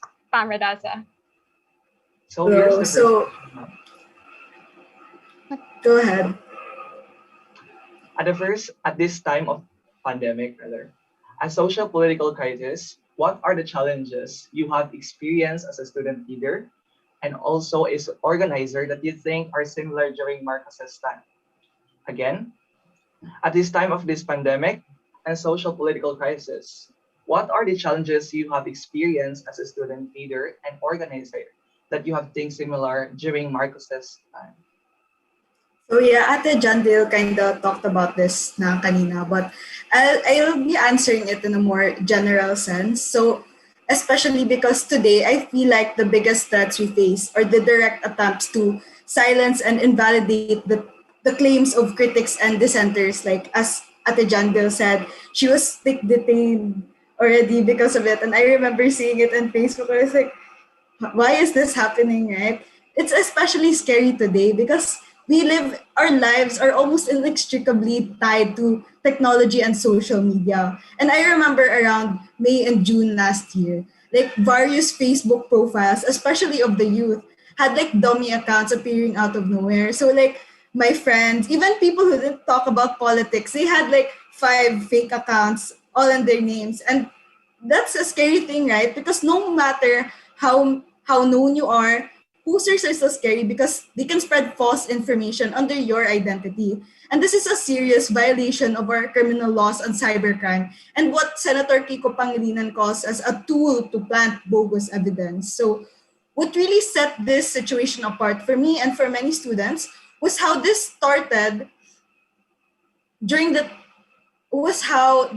happening after the huge outcry of netizens against the then anti-terrorism bill, right? Because it's already a law now. And students, victims of these clone accounts were receiving death threats, which makes it all the more clear that this was meant to intimidate us to silence. And no one can really point a finger as to who is really behind this, but one thing is clear. This was a well-funded circus organized by a much bigger entity who sees our presence and our voice as a threat. So this sounds medyo familiar, di ba? Kasi we actually have experienced this or we've witnessed this during the time of Marcos in experiences out of the grasp of the internet. You know, students were dragged out of school and put in jail because their sentiments did not sit well to a privileged few. Media journalism was being attacked and threatened, and it still happens today.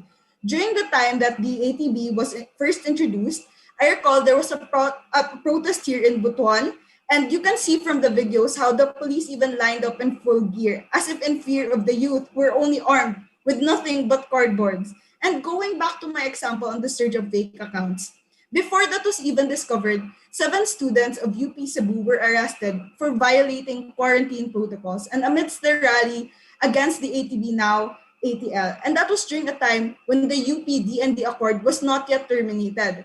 For those who, like Ate Jandeil also already mentioned, the UP DND Accord is the deal which prevents the unauthorized military and police presence inside UP campuses. And I remember there was like a conversation about this na, oh, why doesn't Ateneo have this? Mga ganon. Kasi like if you go into like a private institution like Ateneo or FSUU, like the police can't just like barge in, unlike in UP na it's like an open space and all that. And yeah, so just last January, as Ate Jandeil mentioned, this was terminated, and the UP campus, it's really a safe haven, like a refuge for student activism, and even Lumads are there, diba? Like Ate Jandeil and UP Diliman. It's really, you can really tell that it's a place where people can freely talk and engage with one another. And so right now more than ever, students are shamelessly red tagged, right? Like Duterte himself had branded UP as a recruitment ground for the CPP and NPA and other schools such as Ateneo, UST, USC, and you name it, right? So we were called out for being breeding grounds of the NPA, and on the other hand, trolls are literally lurking in Facebook, waiting for the right time to attack and red tag. And I recall last year, as a way to cope with everything going on, with the isolation, the gloomy nature of the pandemic, students made groups like Big Four Bardagulan, and there was this certain group that was poking fun at the ATB. It was something along like if students were in Bilibid or something like that. And it was the very same people who were just sharing memes and all that in these groups that were getting like these fake accounts and all. So outside of that, we must not forget about the many youth activists, right? Some whose names we may not even know, who are either jailed or dead today just for screaming their thoughts louder than how people in power deem as acceptable. Now, student leaders and organizers cannot even feel safe in their own homes because our freedom of speech here in the Philippines is so fragile. All this, mind you, happened while we were and we still are in a pandemic. That's all. Okay, thank you, Pam. Thank you, Ma'am. Okay, for the second question, as a student leader and organizer, how do you think can the people's power manifest in the post-EDSA 1? For me naman, personally, I have like these three main, how. It's first, be a man or a woman for others. I think this is a term that's like carried out in Ateneo or in Jesuit communities. And what we mean to be a man or woman for others, it's not only to be a man or woman for politicians. Don't be a man or woman for billionaires, for money, but for others. And this means others including other living things and the environment. Be a man or woman for others means you're doing things altruistically, like you're doing things to help others. So you have to know your privilege. And this means having to look at politics that's like, it's not like a two-sided coin. Because I think the flaw right now with how people, Gen Z like me, how we look at politics right now is that I'm either a DDS or I'm a woke, like that. Like I'm far right or far left. And that's like a problem because there's no discourse going around. We're just like beating each other up because I don't want to listen to you because you're wrong, or that, or like I don't want to speak up because I'm going to be wrong. And we have to move past that, and we have to invite others to the discourse of politics. And because politics is in everything. We are political animals, and we do not, false dichotomy, right? And we do not shy away from politics because it influences our everyday life, our decisions, and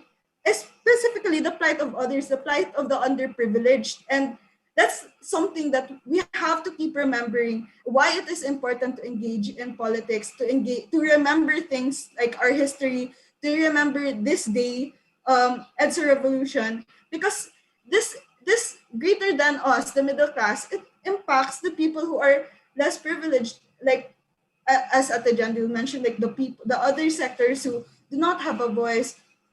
And you do not want to be the person who shies away from politics just because you feel like you are in no way affected by it. So if not for others, then do it for the people you love, or do it for yourself. Because the freedom we have right now, it's the fruit of like EDSA Revolution and all the past revolutions of our ancestors. So it's the democracy that we enjoy. And first, you can only do that by educating yourself, which is the best way you can to start being a man or woman for others. You cannot simply accept a concept. You have to understand it to be a man or woman for others, which arrives to my next point. After you have simply grasped like what it is to be a man or woman for others, you have to engage in volunteerism and activism. And I don't mean to say this that one is better than the other, or you have to be like, you have to give your 100% to both. Because for me, simply to support both volunteerism and activism it's like, it's important. It's not something like, because we see a lot of people arguing na, especially I'm talking about in the context kasi of Ateneo, where you cannot deny that a lot of people are privileged. And I think you can say the same for an institution like an institution like FSU, right? Like a lot of us are living in this like cloud of privilege, and we, for example, in Ateneo, we put a big emphasis on volunteerism, which is like, as I mentioned, being a man or woman for others. But we forget to remember that activism is actually equally important. Like we arrived to where we are today because there are people who are bold enough to speak out, and in the same time, we have to engage in volunteerism where we touch to where we are able to engage with, for instance, the lumads or sectors that are less privileged than us. So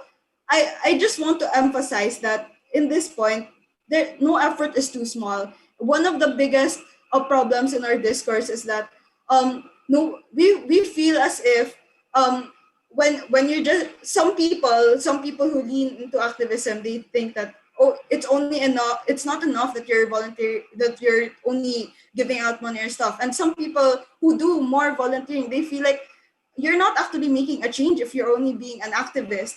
And that, it can go hand in hand. You don't have to be both like the biggest activist and the biggest volunteer, but simply to support and to see the value of both these sides is actually already a big step into helping our community become a community that embraces volunteerism and activism. And lastly, my third point, you go beyond your echo chambers. So right, you volunteered, you've participated in activism, but so what? It's like it's easy to invalidate and silence others, but it's a greater challenge to seek common ground and understanding. You know, don't argue to win, argue to understand. And I feel like it's very important, especially to us participants. I feel like a lot of us we're still young, right? We surf Facebook almost every day, like especially now that we're just at home.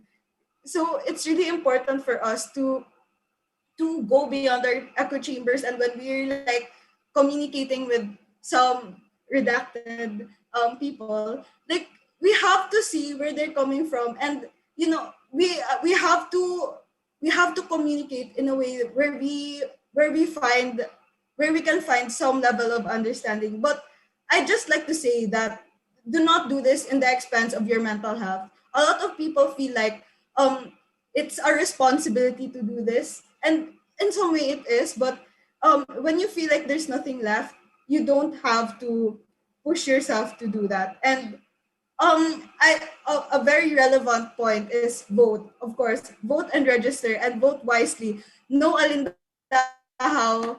If you guys don't know what alindahaw is, I feel like it's bribery. And you know, if you engage in bribery, that's just like a no-no. Like how we can't be like a people power if we're like people who can be bought out of our own values, right? So um just like a side note, like it's a red flag for me if someone is so pressed that they lost. So I'm not talking about anyone, probably Bongbong Marcos, but they probably weren't running for the people, but for self-interest. So I feel like that's just something you have to remember. And an end quote, I guess, is the people power is no longer defined by a parade of tens of thousands. Even as we sit at home, we can make a change. That's all. Thank you. Thank you, Pam. Okay, so with that, we will now be opening our forum for our questions. Again, we will be using the Slido platform, which is attached to the Zoom chat box. For the Zoom attendees, you can find it in the Zoom chat box. And for those watching via Facebook live stream, you can comment down your questions and we will accommodate them later for the speaker to answer. So, thank you for such striking words, for sharing your insights that it may shed enlightenment to our viewers' perspective. Also, for patiently answering those numerous questions for our audiences. Okay, how about the Slido platform? So here's the Slido platform. So we have here Anonymous.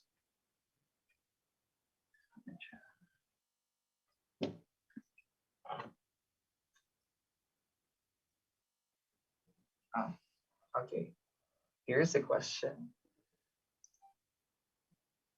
So, from Anonymous, what is the difference between Marcos government and the Duterte's government?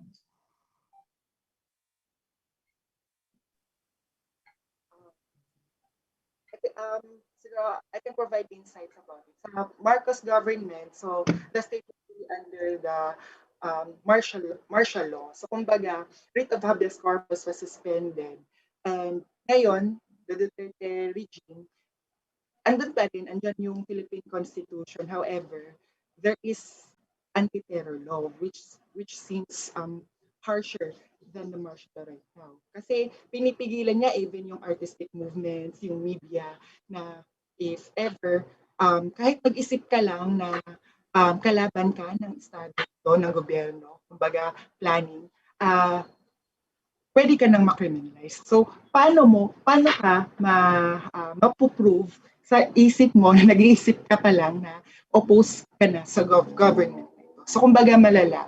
The same, sa difference nila, parang under ngayon na walang declaration ng martial law, ay ginagamit yung batas natin. So, kaya yung manifestation kanina sa chat box, na not everything legal is morally right, morally good, and just. So, tama yun. Kasi ginagamit nila ngayon yung anti-terror law. Kaya na-amaze din ako every time there is a protest, a multi-sectoral protest. So, workers, peasants, women, students.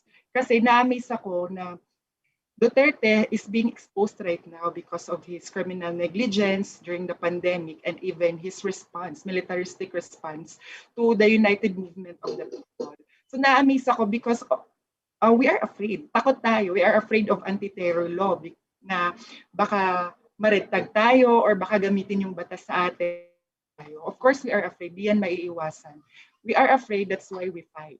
Kasi takot tayo na mawala yung demokrasya sa bansa, kaya lumalaban tayo. Yun yung mahalaga ngayon, na nakikita ko sa mga Pilipino. And I was really happy, I was amazed na mga students sa Butuan, ako nga taga Butuan po, na nagprotesta sa Gingona Park sa plaza, ang mga estudyante. It shows na there is a really united call against the anti-terror bill during that time at ngayon passed into law na siya. Na it is really anti-democratic and it shows, or it is a reflection of the Duterte's administration, which is anti-poor, anti-people, and anti-democracy. So the same, kumbaga, kung sa usapin ng killings, mas mataas yung killings ngayon sa Duterte administration compared sa martial law. Nasa 30,000 plus yung pinatay ng gagawang. Kung sa usapin ng human rights violations, mataas din yung bilang ng human rights violations, even suppression of our democratic right to free speech.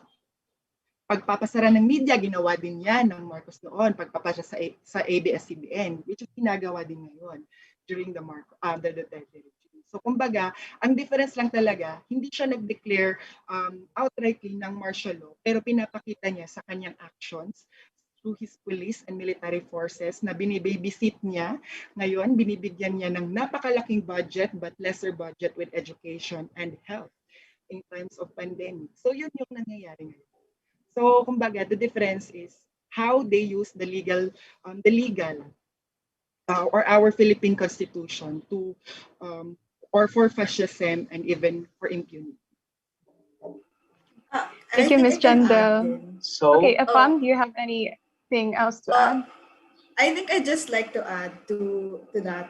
What makes it different is like we're in the advent of technology kasi. For me then, like it's a big difference because Duterte and like other politicians, for example, like Donald Trump, they were really able to manipulate the power of technology, the power of Facebook. And like in the Philippines, we're like the number one. I don't know. I feel like I think we're the number one users of Facebook, and like a lot of our parents, for example, like boomers and all that, they're also exposed to that. And the proliferation of fake news is just like, it's amazing. It's like everywhere. It's so fast. Like just kanina, I read an article of Rappler, and there were like about 72 pages, like not pages of like, there were 72 pages. There were like literal list that went on for 72 pages of a number of groups or pages that spread fake news that talked about how Marcos was a hero, right?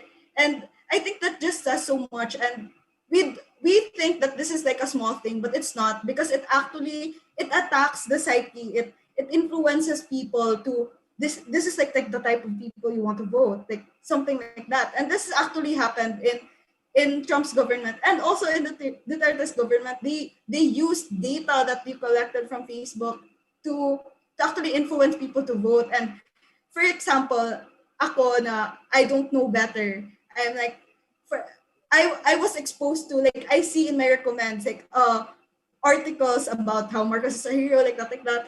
I can definitely turn into someone who's like a DDS or Marcos apologist because of the information that's surrounding me. And I feel like that's a really important thing, and that's something that we have to address in the new era. It's not only just about like all these things that we thought we saw in Marcos region. Now we have like a bigger platform that's actually a lot more of a bigger threat to our democracy as well. Okay, thank you, Pam. Okay, so before we proceed to the other question from the Slido platform, is there anyone in the Zoom chat who would like to ask their questions directly to the speakers? You may turn on your cam and your mic.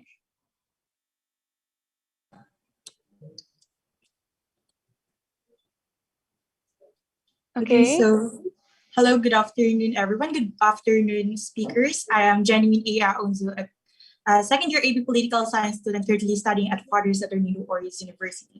And my question will come up this way. So as far as I can remember, the main objectives of EDSA Revolution is to mainly crumple down social issues such as corruption, such as crimes, as well as patrimonial futures. However, after the Marcos era, people are expecting some enormous changes in our political atmosphere or political arena. And obviously, as we can see as of the moment, it's hard for us to see the minimal changes. It's because we're still experiencing the same issues, the same problem that the people were fighting for and standing up for way back the EDSA Revolution. So my question is, do you really think that the EDSA Revolution became an effective movement, knowing that we are still experiencing the same issues, knowing that the patrimonial futures are still existing or persisting as of the moment? And what do you think are the factors why the same issues are still uprising even up to this moment? That's all. Thank you. Okay, who would like to go first? For the impact of the EDSA Revolution, it has a really great impact. However, it's not the final and end of it all, because the system is still under a semi-colonial, semi-feudal system, meaning our farmers have no land to till, have no land to plant rice. Or we are an agricultural country, pero yung mga magsasaka natin, yung nagmamayari ng lupa nila ay landlords. Our workers, the same lack of benefits, lack of wage, even not reaching the minimum wage for the national and region. So ito yung mga usapin before during the martial law and after the EDSA Revolution. Meron pa rin contractualization sa ating mga manggagawa. Meron pa rin yung mga estudyante pa rin ay hindi fully na-realize nila yung right to education because it is still a privilege and not a right. So these are the campaigns, the struggles, are the democratic interests of the Filipino people during the Marcos martial law. And nagkaisa noon nung pinakita na napakabangis nitong si Marcos, kaya nabuo, lalo na after nag-spark siya nung pagkamatay nito. So nagkaisa sa EDSA at nagkaroon ng united na pagkilos yung mga mamamayang Pilipino. Pero when after Marcos, there were, kumbaga, yung social reforms, kinulang siya. Hindi nabigyan ng tuon ng pansin yung primaryang pinapanawagan ng mga magsasaka. Hindi natuunan ng pansin yung primaryang panawagan ng manggagawa na trabaho, benepisyo at sahod para sa kanila at lupa para sa mga magsasaka. Edukasyon para sa kabataan at karapatan, pantay na karapatan sa mga kababaihan. So yun yung mga hindi natugunan ng maayos. So, kaya, until now, there is still a uprising or against the state, against the government. Okay, thank you, Ms. Jandeil. Ma'am Etta would like to add something. Yes. I think that, you know, it is true that there has been, you know, statutory laws on agrarian reform, the EPRA law. We have some very, very beautiful laws that have been passed by Congress. But the problem has been the implementation of these laws.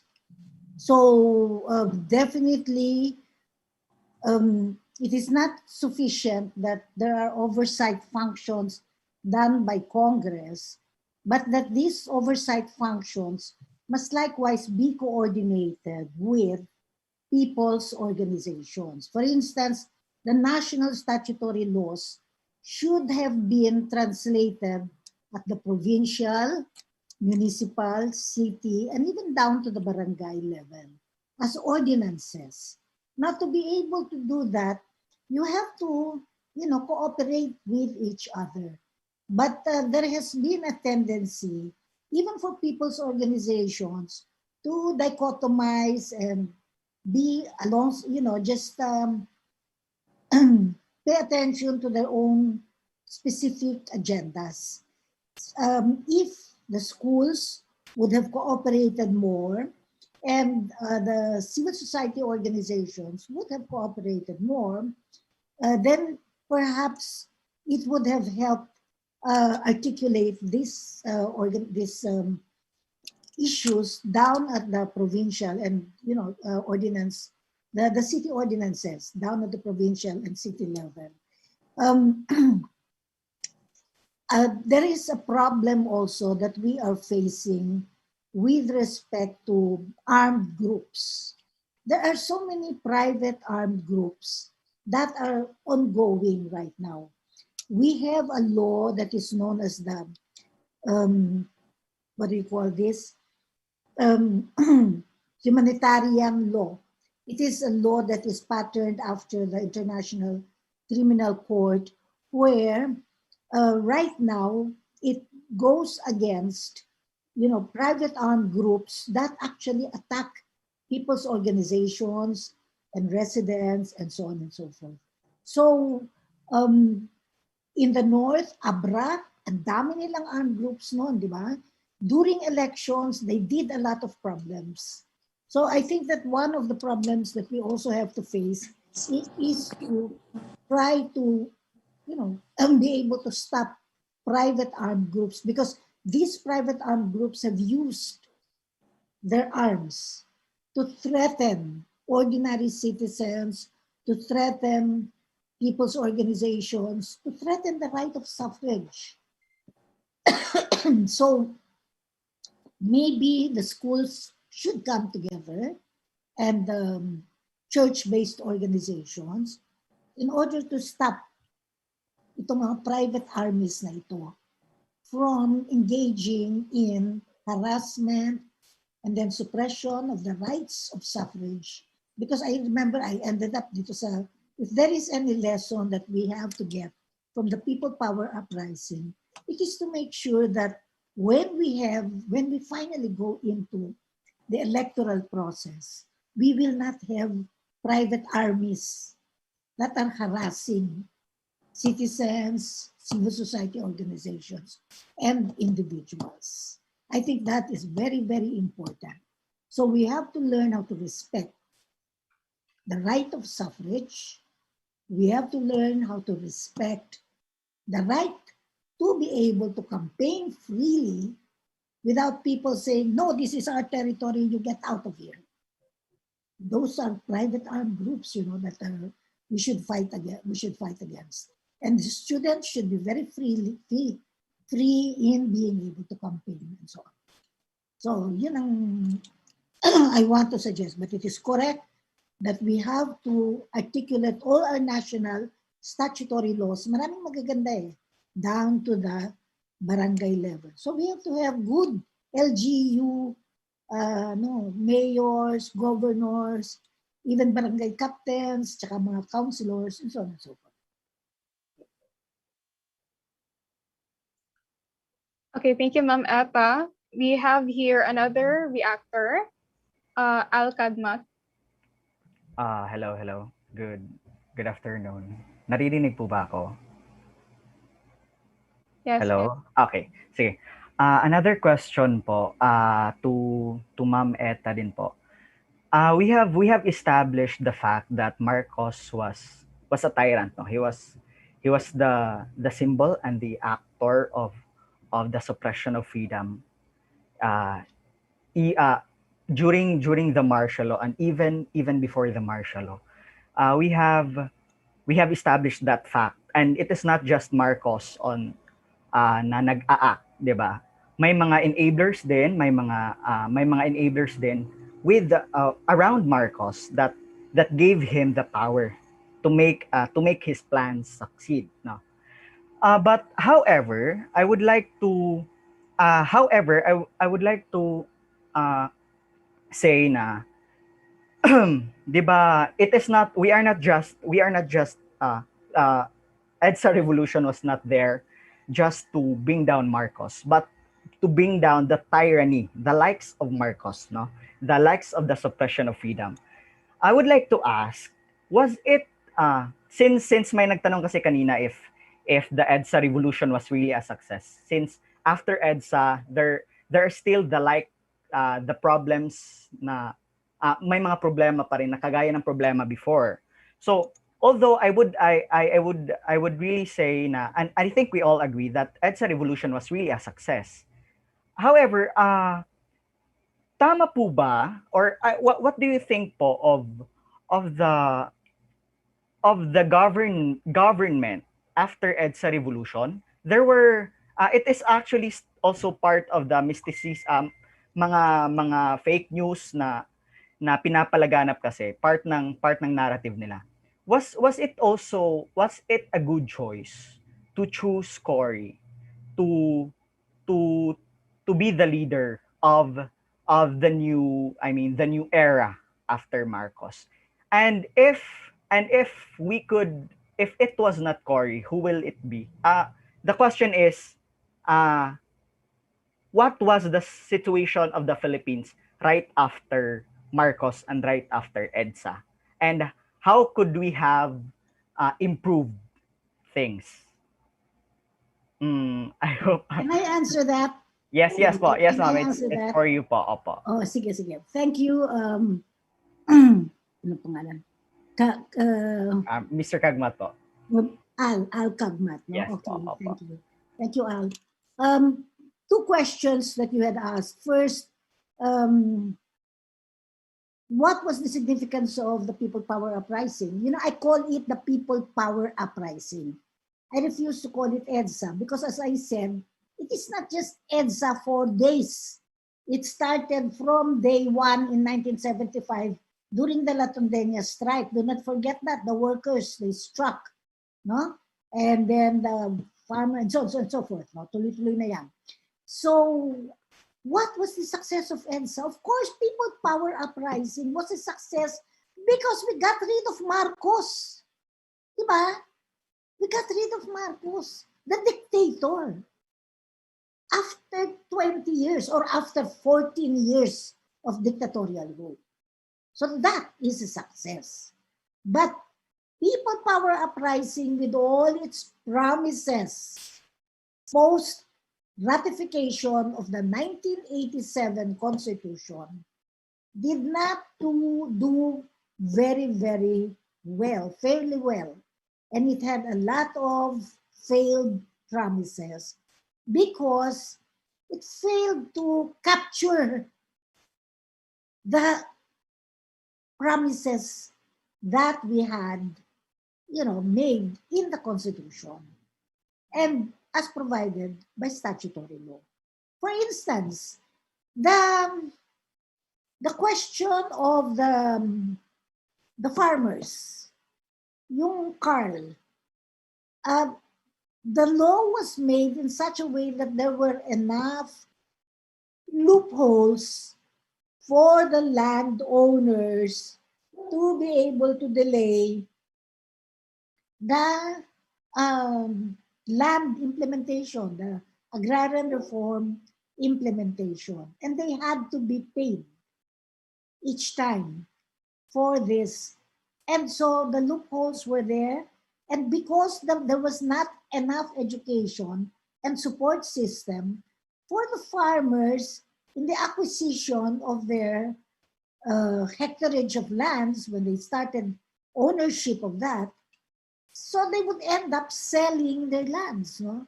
In other words, there was no foresight in ensuring that empowerment of the farmers would be ganap at lubos, would be full and faithful to the point where the farmers would be empowered and they would be given the wherewithal, they would be given the capital, and then they would be given the market and the cooperatives in order to empower the farmers into agricultural corporations as they did in Taiwan, in South Korea, in Japan. Yun. That was very, very clear, no, sa agrarian reform system natin. And then we have the best IPRA law. Ito yung ancestral lands natin. So, but how did they treat the katutubos? Of course, ang ambiguous yun, ano? But how did we treat the katutubos and the environment and the watersheds? We allowed, the likes of Enrile and company to fell all the logs. Kaya nga, binaha ang the Visayas, Leyte, Samar, and so on and so forth. Because of the lumber, the landless, irresponsible logging. That's why the New People's Army, tuloy-tuloy, sinusunog nga nila yung mga equipment ng mga businesses. Siyempre, hindi naman tama yung ginagawa ng New People's Army. So, when I was chair of the Commission on Human Rights, sabi ko, you should not do destruction. Pero, in a way, it was a way of also dramatizing yung the full impact of these loggers, the big loggers and landlords who were actually, just violating the rights of the people. And then the miners also. And then you can go on and on. With the miners, my God, hanggang ngayon, we fought against yung mga mina at yung landmines. Eto na naman sila. Eto na naman itong mga miners dito sa Bilaan area. Where namin, napanalo na namin yun. Wala na yung papasok yung mga big miners. Ngayon, pumapasok ulit. Ngayon, nagbibigay ulit under si Matos leadership. No? So, nagbabalikan na naman. Yung napanalo na namin, yung panahon na, when I was still, in the CHR, at saka yung House of Reps, I remember that we kept on fighting about that. Last point, just to prove to you, students, yung land use bill policy, that was my first land use bill when I was a member of the House of Representatives as a Akbayan representative. That was way back in 1998. Kinalaban ko si Villar kasi si Villar would not allow for that. He was the Speaker of the House. Tumagos na yung land use bill na yan. At least I knew that Mar Rojas co-authored with me. So natuwa ako kasi yung lolo niya, landlord, sugar interest yung lolo niya, si Manuel Rojas. Pero si Mar, he was very supportive of the land use policy. Pero hanggang sa ngayon, tagal-tagal ko nang wala sa House of Reps, hindi pa napapatupad yan. Bakit? Because it is the landed interests, the big development estates, that are the ones that are still prevailing in the Philippine Congress. Yan. Those are these problems that we are facing. Tama ba yung, Juan, nasagot ko ba ikaw, Juan, Al? Yes po. What was your second question? Actually, the thought of it was already answered po na it was my chat din po kanina, it was a success. The people power revolution, as you have highlighted, it is a people power revolution because it is not just in EDSA but rather of the whole country. It holds, no, binitbit yung hope ng whole country. So yes po, it was answered po. Okay. Yes po. Ang sinasabi ko lang, yung demokrasya na lagi nating pinag-uusapan, mga estudyante mas naiintindihan yan kasi hindi pa kayo corrupt yung demokrasya, that's down to the people. You know, students, we have to sum up the experiences of the people, experiences of the workers, the farmers, the fisher folk, the Maralita, the informal settlers. Let us sum it up. The students, sum up your experiences. When I just give you an example, no? When I was during the rallies, the big rallies that we were having, you know, takot na takot ako, nai-insecure ako pag magsasalita na si Senator Pepe Diokno, tsaka si Senator Lorenzo Tañada, kasi ang lalaking mga tao, mga, you know, they were all lawyers, they were giants, political giants. Sino ba naman ako? Si teacher na nagwelga pa, tapos in-expel ako sa Jose Rizal College just because I nag-strike ako pinalis nila ako. So, yun. But, what was my strength?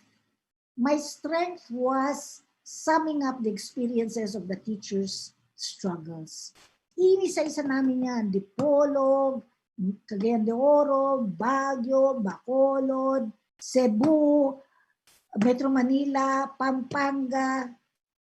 Yung mga karanasan ng mga teachers, yung kanilang chalk allowance, yung kanilang hazard pay, lahat yan inisa-isa namin. Pag nagsalita na ako, nakamote na lamang ang kinakain ng mga teachers. Sabi kasi ni Marcos magtanim na lang kayo ng kamote. Pinatatanim mo kami ng kamote. Kamote na nga yung kinakain ng mga teachers. Patatanimin mo pa sila ng kamote. Yun. Doon ko nakasabay yung mga politicians, the political giants, because I carried the experiences and the struggles of the teachers. And then, of course, we summed up the experiences of La Tondena through the Kilusang Mayo Uno and so on and so forth. The LFS, League of Filipino Students, was very strong with the student movement. And then kami naman, yung Alliance of Concerned Teachers. So, yun. Okay, ma'am. So we have a question from the Zoom chat from Jarvis Rosales. Hello. Despite the constant rehashing of martial law topics in schools, many of us have been deluded into thinking that the history books have been skewed or manipulated so as to put the Marcoses under bad light. What would you suggest instructors, schools, historians should do in order to produce less gullible individuals who won't swallow falsehoods, hook, line, and sinker? Let's go and do research. Let's do real research. Magpakatotoo tayo. You know, there are a lot of documents that are real. My dream, you know, I was telling Justin from Akbayan, you know, Justin, the students, they're so nice kasi hindi pa corrupt yung mga bata, tsaka buhay na buhay, very idealistic, very open-minded, you know, and let us help them learn about the truth, study the truth, but it has to be evidence-based, it has to be documented, there has to be the science behind the research that we will be doing. And the science behind the research that we will be doing is part and parcel the summing up of the local struggles, the practical struggles, as these struggles are guided by the theory, the theoretical framework that you have, because you do have the theoretical framework, no? In terms of, you know, protectionism, the protectionists, then you have the modernization, post-modernization, you have the Keynesian principles, you have the Marxist principles, you have liberal democracy, neoliberal framework, all of this. And then kanina, Janelle was talking about the neo-colonial, semi-colonial, semi-feudal society. She was mentioning that. So that's a particular framework too that is being carried. So let all of these theoretical frameworks be grounded by substantial evidence on the ground. Then that means to say students have to be analytical. Okay, thank you, Ma'am Etta.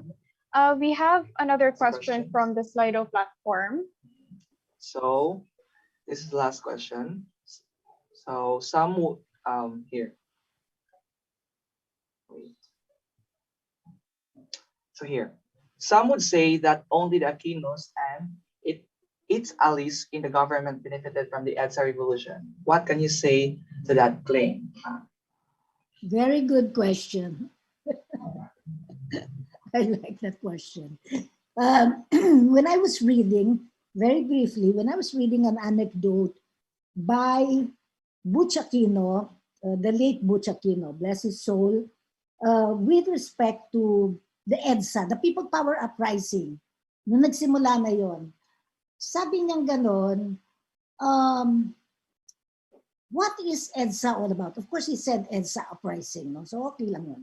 So EDSA Revo, what was the EDSA Revolution all about? Sabi niya, well, sabi niya ganon, you know, actually nanawagan ako.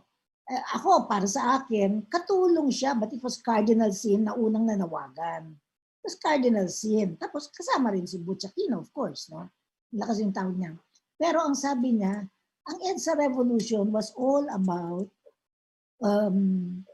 Ninoy Aquino's assassination that sparked, you know, inflamed the people, which is correct naman, no? Na talagang namulat ang mga tao kasi bumulwak eh. May kasabihan na single spark can start a prairie fire. Yun lang, yung prairie fire, matagal na nasusunog sa ibaba, yung gulugod. Kaya bigla lang pumutok na gano'n, nakatulong.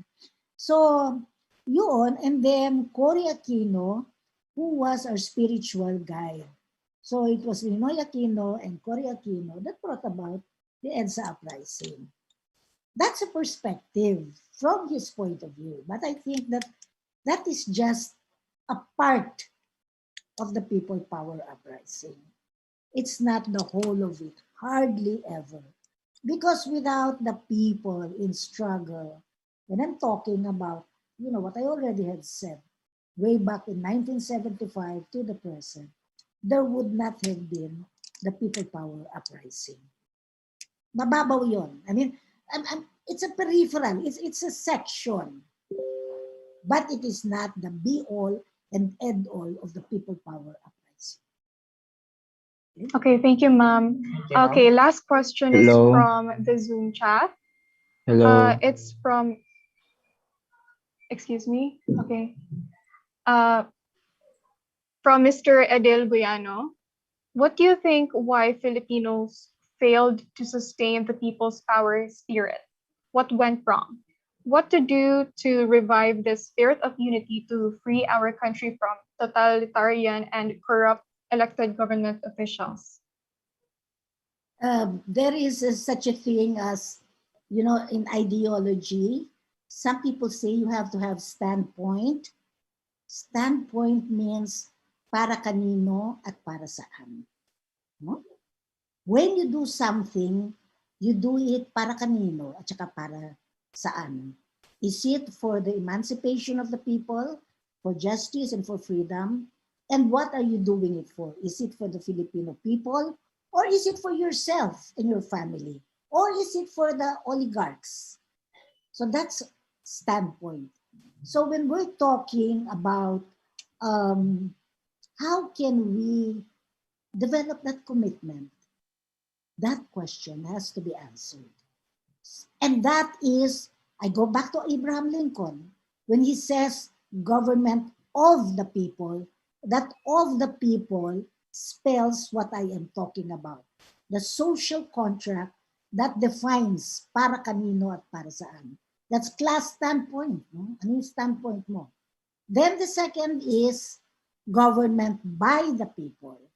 So when it is government by the people, it is not sufficient to say that, okay, the oligarchs are there, the elites are up there. Sila na lang yun. And the property justice na lamang yun. No. You should go down. You should democratize down to the roots. That's why, as I said, all the statutory laws should be translated and articulated in provincial, city, municipal, and barangay ordinances so that it can be practiced down to the sitio level for the katutubo and for the mangingisda and for the baralita and so on. Yun yung pangalawa. By the people. And then, of course, the third is for the people. If you do both in social contract at saka yung by the people, as Abraham Lincoln puts it, pagka yung for the people is automatic. But if Marcos is to be believed, I have declared martial law and constitutional authoritarianism in order to save the republic and bring about reforms. That's a lot of hogwash. Because the truth is, he did that in order to self-perpetuate in power. That is, standpoint was for Marcos, viewpoint, which is the political, yung government, how is the government run, by dictatorship, and then the number 3, for the people. No, that's a lot of hogwash. That's where you have to demystify the fake news and bring about the truth through research and evidence. Yun ang sagot ko. I would like to manifest as well. Siguro, when we say Filipinos fail to sustain the people's power spirit, no, the Filipinos did not fail to sustain the people's power spirit. Kasi up until now, there are still calls or campaigns regarding for genuine agrarian reform.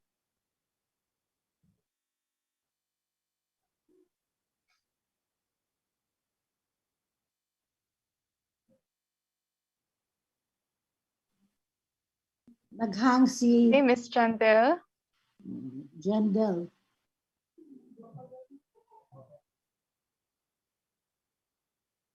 Okay, for a moment.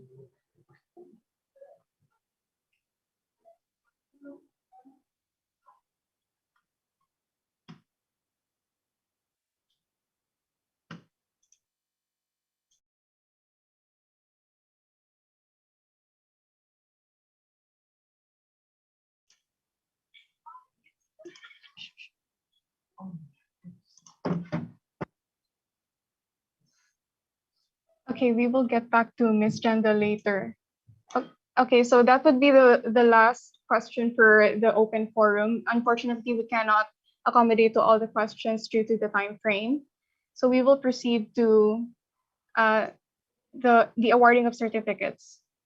So, again, thank you so much for your striking words, for sharing your insights, that it may shed enlightenment to our viewers' perspective. Also, for patiently answering those numerous questions from our audiences. Now, may I now call on Tanya for the awarding of the certificate to the speakers. Tanya. Yes, also thank you again to the speakers for deepening our understanding on how significant this day is to our country, especially its lessons on the foundations of our democracy that is still pertinent to today's issues. Now, with the awarding of these certificates, Father Saturnino Orius University Political Science and Economic Society presents this Certificate of Appreciation to Ma'am Loretta Rosales for sharing her valuable time and expertise as resource speaker during the EDSA webinar special. The People's Power Then and Now. Given this 25th day of February 2021 at Father Saturnino Orius University, Butuan City, Philippines. Thank you again, Ma'am Etta. Thank you. Also, in gratitude for sharing their valuable time and expertise as guest speakers in the same webinar special, we present these certificates of appreciation to Ms. Jandeil Roperos and Ms. Pam Radaza, also given this 25th day of February 2021 at Father Saturnino Orius University, Butuan City, Philippines. Thank you again, Ms. Pam and Ms. Jandeil.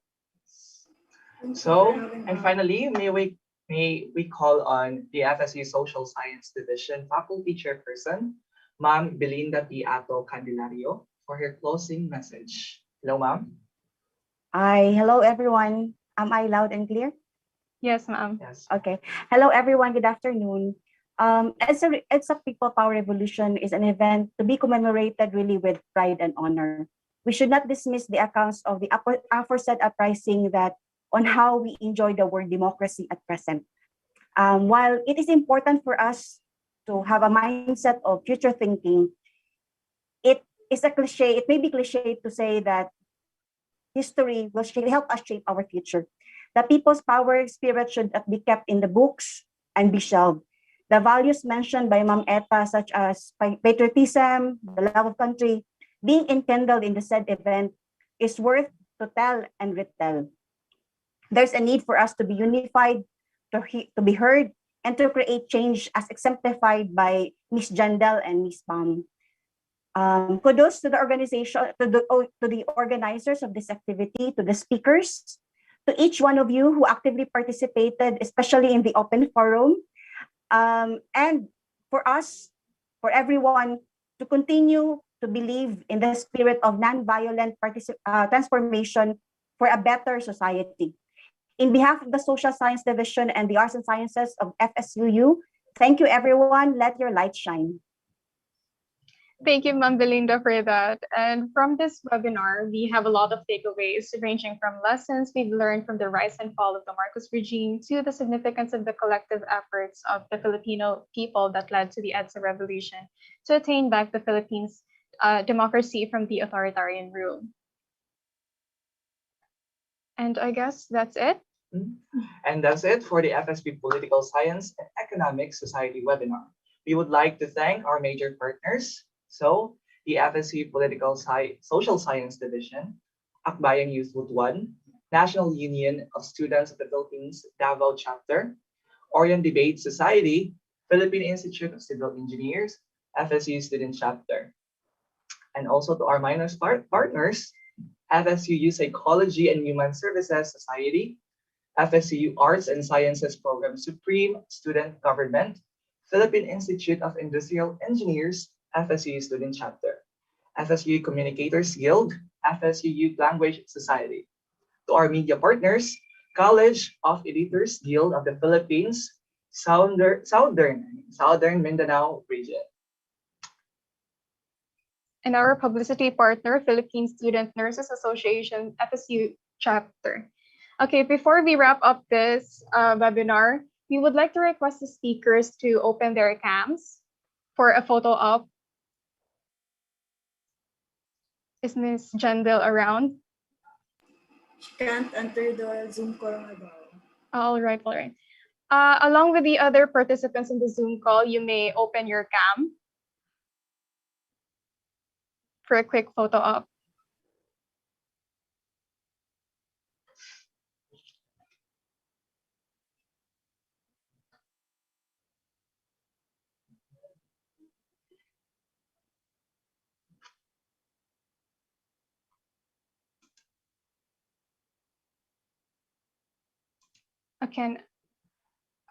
Again, all the participants of the Zoom call, we request everyone to open their cams for a photo op.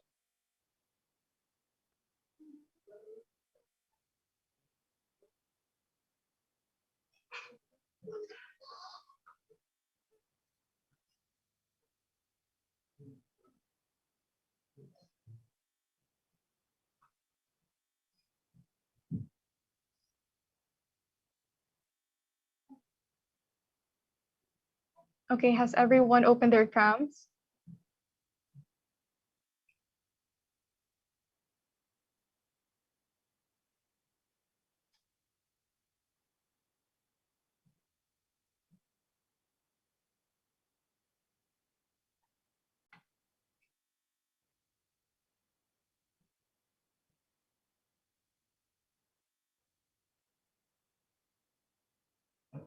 Also, reminder to the political science students, this will also serve as your attendance in this webinar.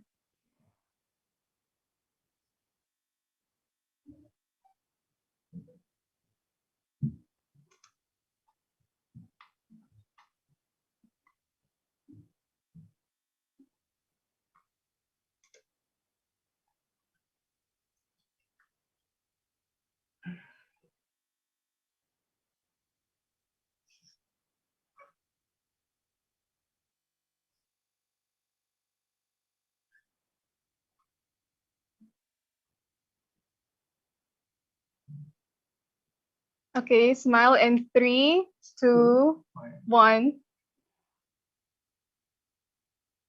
Okay, thank you everyone for your participation. We would like to thank, of course, to everyone who is here with us today. Whether you're watching from the Zoom meeting or Facebook live stream, we are grateful for your participation. Also, malapit na po ang 2022. If you still haven't registered for voting yet, COMELEC offices nationwide will be open from Tuesdays to Saturdays, including holidays from 8 a.m. to 5 p.m. This has been effective since February 15, 2021, and we encourage everyone to go register so that we can all exercise our right to vote wisely in the upcoming 2022 elections. Let us all come together towards a better government and a better Philippines.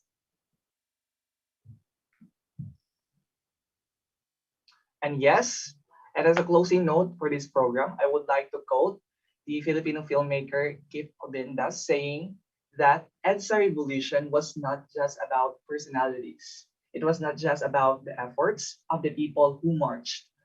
It was decades of underground resistance by the students, teachers, artists, and fighters. It was not a singular event of the curriculum, of the little battles by those whose names we might not remember, but whose legacy we must. Hashtag never forget. And Thank you, hashtag everyone. never again. Yeah, thank you everyone for being with us here today, and may always stay good and good health. Thank you. Thank you, and keep safe, everyone.